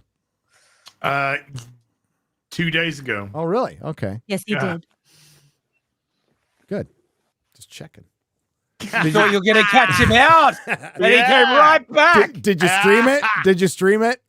No. Okay, I wouldn't know if you didn't stream it. I wouldn't know if you did. Yeah, you could be fucking lying to me right now, and I would know. Ministry of Wrong Thing for $49.99. I'm honestly not mad at George Lucas. I don't see how people are mad at him for killing a corpse. It's a blessing in disguise. It's not the words fans wanted, but it's definitely closure we all needed. Now fans can move on in peace. I don't disagree with that at all. I don't know. It kind of makes me wonder if he's trying to deliberately sabotage Disney at this point by keeping Stop. Jesus fucking Christ. Dude, please not get into that. Not everything is some super secret fucking Civil War dumbass fuck me that's so stupid, all right? Like, he's just a fucking Ryan, old you're man. being serious about it. Jesus. Tell us how you really feel, Ryan. Holy He's just crap. a fucking old man. Trigger. The only thing that surprises me, and I'm just so tired of it. It's been 5 years of this bullshit. Okay, it's been 5 years of this bullshit with people trying to gaslight fans or themselves or whatever into thinking that George Lucas is part of some secret super conspiracy to take Star Wars back, and it's just not true. It never has been. It never was going to be. Right? The man sold it 12 years ago because he didn't want to make more Star Wars movies. Right. The only thing that I take like any issue with in his statement or whatever is the one phrase that what he said is like magic or creating magic isn't for amateurs. That is completely contrary to everything of George Lucas's career. Him railing against the studios and corporate Hollywood and shit like that. He literally did create magic as basically an amateur. You know, like nobody wanted to take a bet on him. Nobody wanted to do this. And he ended up making Star Wars. Like independent film. Yes, exactly. Has, so that's the one thing that monster. makes me a little bit like kind of sad by that statement he put out. Not the position. Well, I mean, he took, essentially, just he the became the phraseology. system at one point. Yes, he did. But I mean, he's been part of it a long time. This is about like he doesn't care about Star Wars. No, I don't think he does either. He doesn't, and he never cared. Let it go. And he let it go a long fucking time ago. Said it in an interview. He didn't care during the prequels, man. I think it's kind of apparent in the stories. Well, he was past his prime. No, for sure. He absolutely cared about Star Wars during the prequels, or he wouldn't have fucking committed to doing all that. He didn't need to. He's gone back and forth, and if there's an interview out there where he's kind of down on Star Wars, and he's been down on Star Wars in the past, and it's whatever though. Like he's a legend. He's earned his time off. But Ryan's right. There's narratives that were run out there that were just bullshit. There was no way in fucking hell George Lucas was going to back Nelson Peltz. Not in a million fucking years. And it's for his politics. Not even his business acumen. It's for his fucking politics. And I'm sure business has something to do with it too. They might have a personal beef. I don't fucking know. But George checked out long fucking time ago. When he's asked about Star Wars, he gives an answer. It's usually not very good. It's usually very, benign. It's a very, whatever answer to Star Wars. But he was, dude, even if he came back, he couldn't save it. It's better than a fucking doornail. Yeah. It's gone. I don't know if people have seen George Lucas like walking around or whatever lately. He's an old man. He looks like an old man. Yeah. Like he doesn't have the energy to come back and fight something like that. I imagine between the people that are handling his finances and his wife and everyone, they're like, yeah, it's probably just best if you stick to the status quo. And, keep your fucking $6 billion, whatever in stock that you have, and just move forward. And he's the largest single stockholder, right? Yeah. Yeah. So, yeah, he's got skin in the game, and he's made a bunch of money. He's made a bunch of money off this. So his kids, grandkids, generations will be taken care of, whether Disney does good or not. Now, the argument is, well, he just sealed, Disney's fate. Disney sealed their own fucking fate, right? So I am all for it. And, I've said it before, I'm all for Bob Iger getting every fucking thing he wants. Give him everything he wants. I am positive it will fail. It will absolutely fucking fail because the guy hasn't managed to innovate fucking shit. Okay, once in a while, he can make a deal with China and spend a bunch of money to build some fucking cruise ship that will help fund this. The parks have been kind of degrading. Disney's brand is in full entropy right now, and that's because of him. It's because of him, because he couldn't innovate anything. He bought a bunch of shit and didn't know what to fucking do with it. And the fans knew that first because the fans read the comics. They know this shit. Paid attention to Star Wars, read the EU books. We all know. So we're like, wow, this is totally not what we liked and made very valuable. Pretty simple. So the Toy Biz figures were great. Wait, here, I forgot to read the first part of this. Okay, Ara for $49.99. Oh shit, I must hit the wrong button. Hail FNT.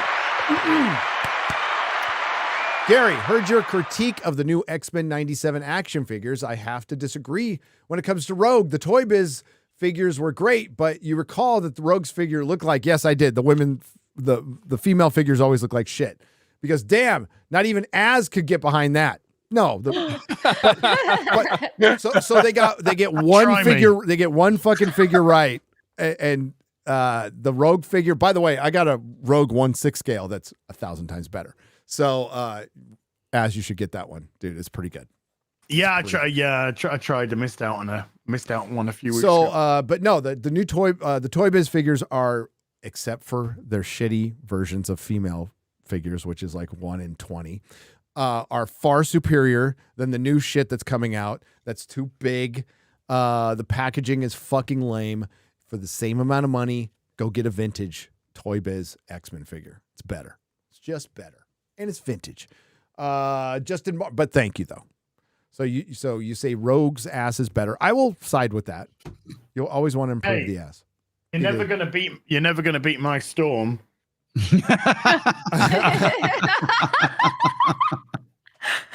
What's the retail on those?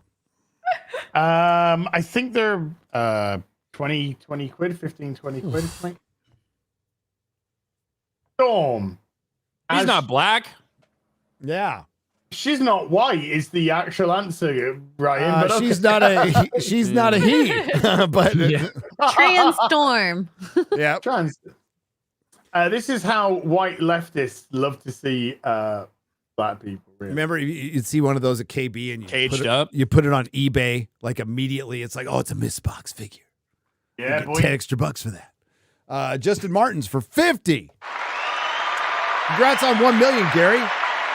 Way to keep the marginalized down. Youth, talent, and good looks are no match for old age and treachery. That's right, motherfucker. I'll take old age and treachery any day. Maybe now that Dan's seen what a winner looks like, he'll get out of his mud hut and do something with his life. Ah, poor Dan. Oh, Jesus. Here we go. Yeah. Speaking of retards, Fear the Tardo is here with 50.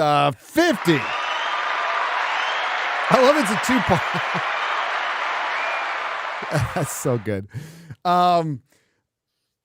Hi, Remedy Mac, burglar, because you look like honey baked ham stuffed down my back pants. Wait, Tardo realized picked up line dirty. Sorry, Remedy Mac. Sex Bay girl told Tardo stay because was favorite pickup lines. Said Matt, the cyber guy, use on Sex Pay girl. Said when hear Matt, the cyber guy, say line was like, take me now. Sex Pay girl should have known line no work on classy girl like Remedy Mac. Shame on Sex Pay girl for give Tardo bad advice. Tardo promises be better. Lock it in. Yay. It was the Italian sausage, Fear the Tardo, not honey baked ham. You got the wrong meat.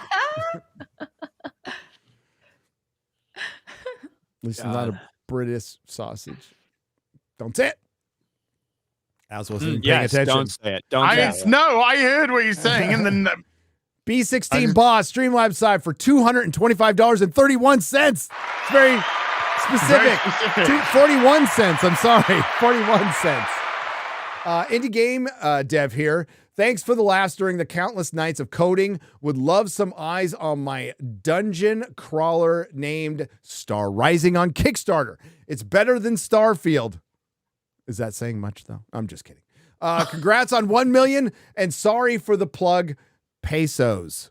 No, plug all the way. Follow up, I'm not at GDC. I didn't scream. Thank you. Thanks for clarifying that. Star Rising on Kickstarter. Okay. Star Rising on Kickstarter. I backed something on Kickstarter. I don't feel bad for it. It was Farscape. Farscape comics. Yeah, they look pretty good. Don't forget to back Graham Nolan. Keith Scheiser. Did I say that right? Scheiser for $50. Hail to the fellowship. On a quartering video yesterday, he congratulated Nerdrotic for 1 million subs. He did? I must have missed that when it was at double speed. Jesus. No, that's awesome though. Thanks, Connor. Just kidding. A little bit. Just kidding. He said he was always happy when an employee has success. Thanks, boss. Yeah. Thanks, boss. Not sure the inside joke is, so I am curious if anyone knows more. Well, Alex Jones was on the quartering, and Alex Jones. No, the quartering was on Alex Jones. Oh, was he? Yes. Okay. And Alex Jones said, "Oh wait, no, actually, no, it's true. Like quartering was on with Alex Jones that day. Yeah. And Alex Jones said something. What did he say, Ryan? He said something. He's like, "Hey, just I really appreciate you guys doing that. What is it, Friday Night Lights? Oh, I know it's Friday Night Tides. What you guys are doing over there, Friday Night Tides? It's phenomenal. Love watching you guys over there." and quartering's just like, thanks. What else are you supposed to say? You can't. You just roll with it. And that's where the legend began. Just don't ask us about the 199. I know Ryan doesn't want to recap that again. The moral of the story is when somebody says they watch you, they're lying. Yeah. I watch you as.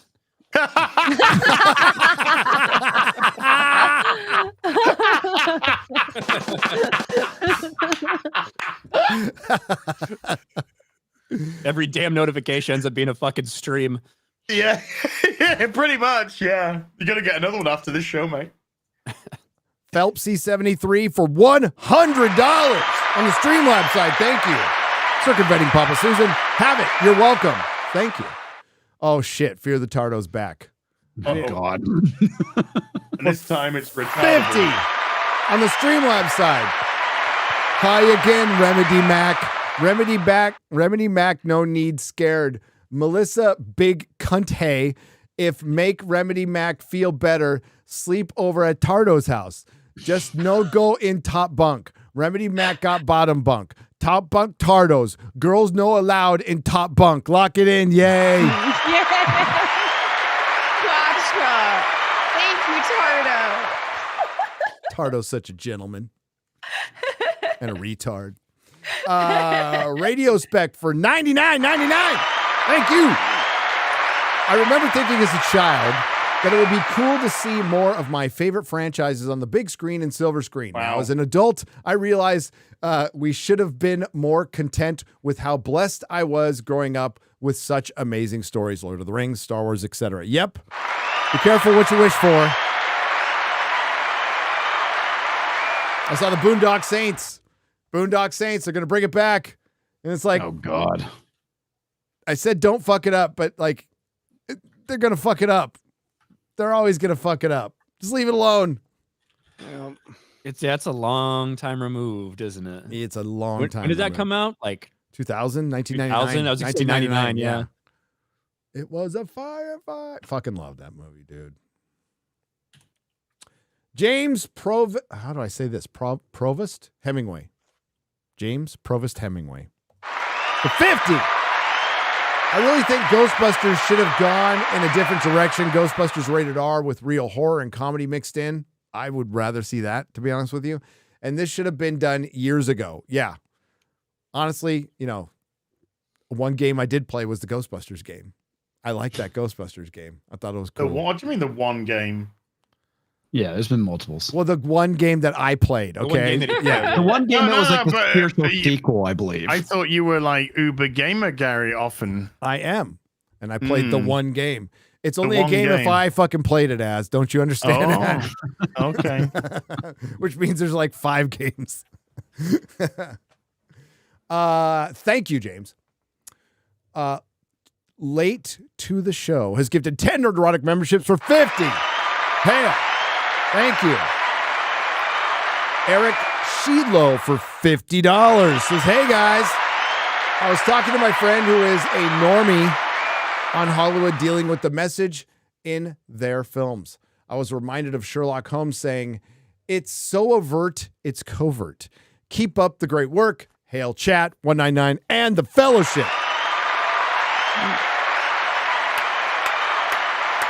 Gonna wrap it up. We're gonna do Square Up tomorrow morning.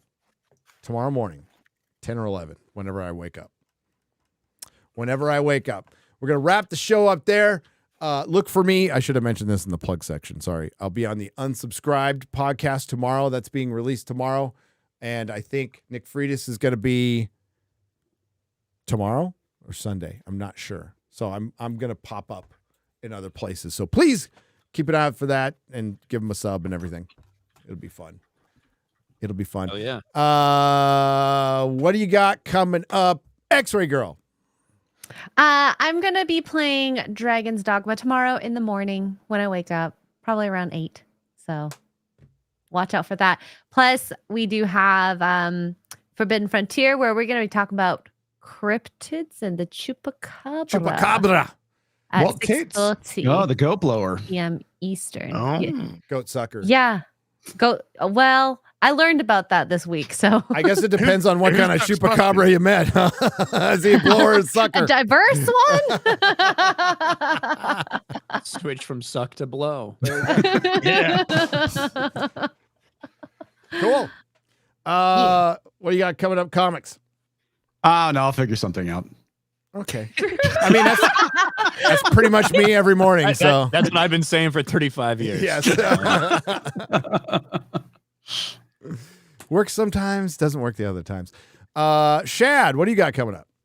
Well, I've been working hard lately, Gary, getting lots of content. Like Night's Watch is going off. I'm having a blast. Good covering stuff. all the Gaming Gate 2 stuff and then reviews and everything like that. But after working hard, I'm looking forward to now just playing some Dragon's Dogma 2.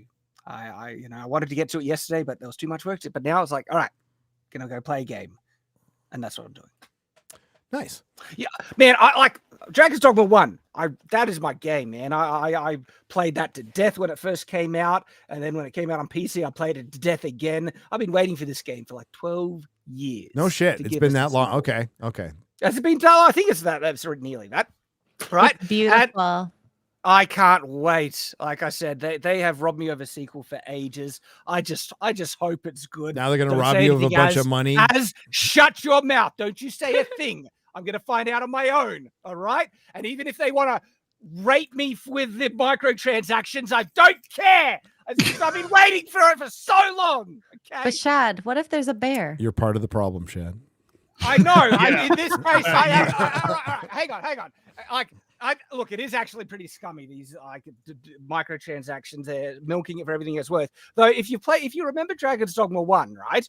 You didn't get to respec or alter your character until you got to New Game Plus, and so you couldn't.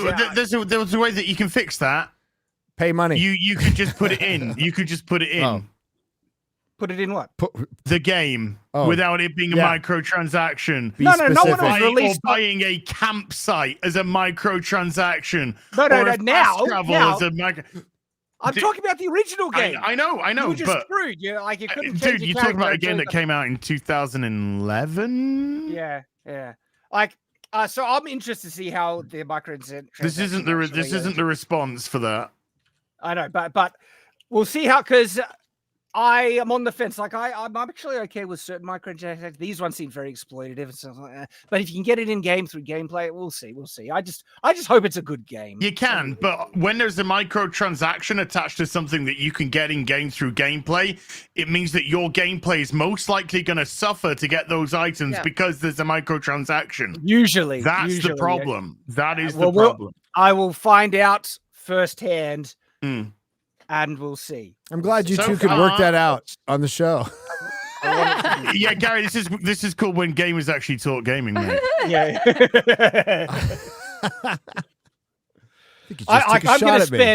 I'm gonna spend hours in that character creator. Do you know how many characters I made in Dragon's Dogma 1? Like I would just, I made like Frodo, I made Gandalf, I made my characters for my books. And I just replay, because the Dragon's Dogma 1 character creator was actually quite, detailed. This is very detailed. Can I just say one thing? The size of your character does affect carrying capacity. Size. Yeah, that's the same with Dragon's Oh, Dogma I 1. didn't know Yeah. about one. Okay. Yeah, I and didn't it know also that. I didn't know. it can affect speed as well and other things, and so Yeah. yeah. As it should. That's fascinating. Thank you. Yeah. Subscribe to Night's Gamer Watch Gary's and so Shadiversity. excited. I'm so excited. I'm probably not going to make any content around it. I'm just going to play it. There you go. I don't like stream, but there's content on Night's Watch. There's heaps, and Shadiversity, like Katana stuff. Veritasium was wrong. Ryan, shocking. what do you I got like coming this. up? Yeah. So more of the same, although I will be doing a celebration live stream for 300,000. I'm going to do that a little bit later on tonight in a couple hours, like 10 p.m. Eastern. So if you want to check me out there, you can. I'm not going to go long, just kind of a thank you and shoot the shit. So it'll be good. Nice. Thanks for pushing me over the edge with the shout outs, everybody. Hell yeah. So proud of you. So Thank proud you. of you. I'm proud of you, Gary. You're the Ah, million. Thanks. It's weird. Ryan is gay. Ryan. Wow. I love you, Ryan. Because I'm kidding. No. I'm tired. Okay, leave me alone. It's very Christian of you. Thank you, Shaq. Dan- I'm just accepting you. We all know You're a Dan friend. Vasquez is gay. Okay, Dan Vasquez is gay. So But that's okay. you should support Dan Vasquez as well. Yeah. Get him to 1 million now since he lost. Chat tried to call me out saying you can't make more than one character in Dragon's Dogma. I made 6 to 10 additional like PlayStation accounts to make multiple characters in the first one, and I'll do it again if I have to. Yeah. I that's why I like City Heroes. You could customize your character, make them look like superheroes. Had Captain Mexico, and his powers were he crossed the Tijuana River and got superpowers because it's all filled with sewage, by the way. Into San Diego, his battle cry, because remember the superheroes and City Heroes have battle cry. His battle cry was La Migra. La Migra! La Migra! Good times. And then my kid played the character. Yeah. I've got 6 spare Steam accounts ready to go to make multiple characters. Wow. Fucking nerd. Commitment. And then what you doing? Oh my you level God, up one Shad. character, and then you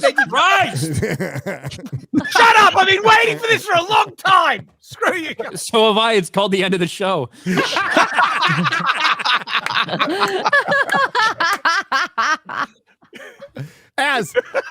Hurry up. Start talking.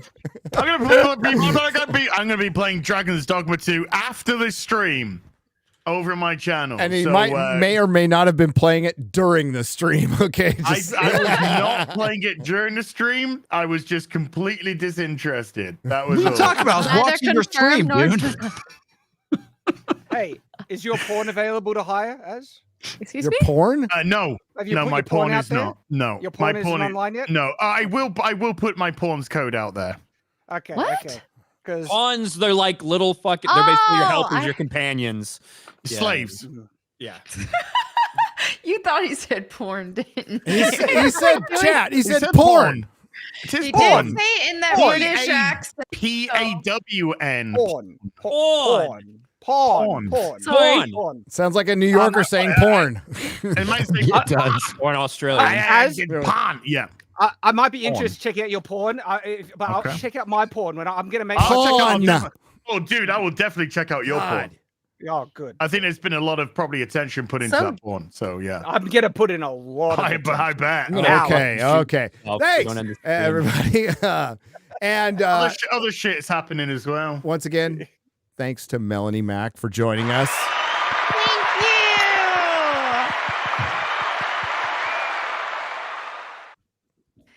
Got anything you want to plug?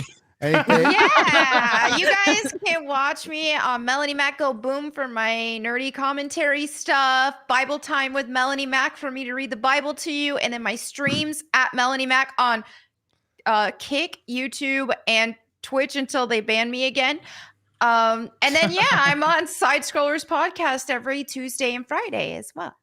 I've been loving Side Scrollers. You guys, It's doing so great. fun. Yeah. Craig is amazing. Craig I is love great. Blabs. She's fantastic. I don't know where he found her, but she is incredible. But yeah, it's been a lot of fun. Stuttering Craig. What's he doing now? Is Take Gaming's back? Yeah, take gaming back. Take games back. or Take whatever. games Take back. back. Yeah. Let's talk games. I get confused. Yeah. I know I'm so on top of the whole gaming sphere thing, but Tell us more about it, right? I'm interested. I'm good. You don't want to tell us. You don't want to. You don't want to. we're gonna wrap it up right there. No, You're because not gonna trick me. no.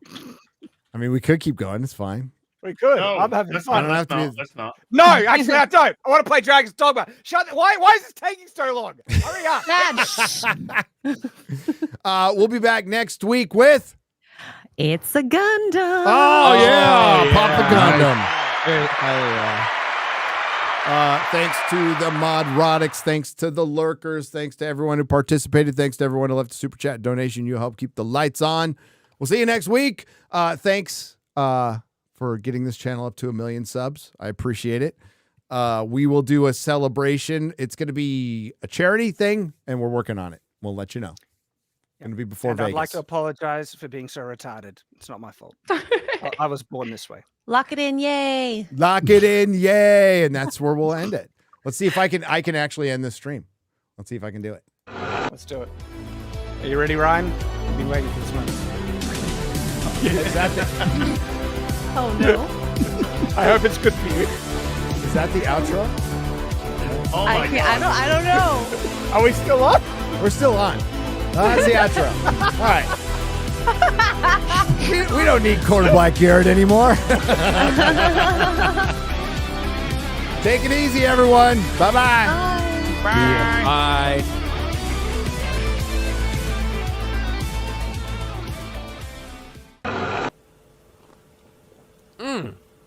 God damn, Gary. Some serious gourmet What flavor is this? That's right, it's the all-hell medium roast private blend. Check out the Geek Grind Coffee Nerdrotic page for our other options like the Decadent, Feathers of Liberty, vanilla-infused flavored coffee. Or if you're looking for something darker, try the Dark Roast FNT blend of the Fellowship. You know what? Just buy all three. GeekGrindCoffee.com. Use discount code Nerdrotic.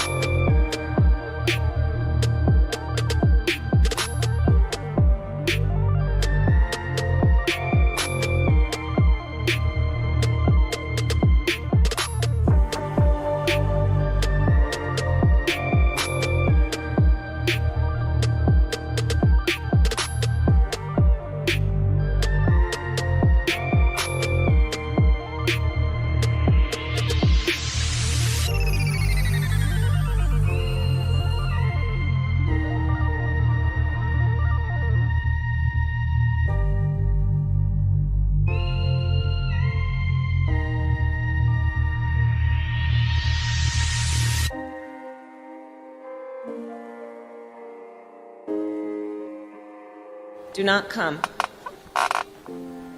Do not come. I'm gonna come. Dame, dame.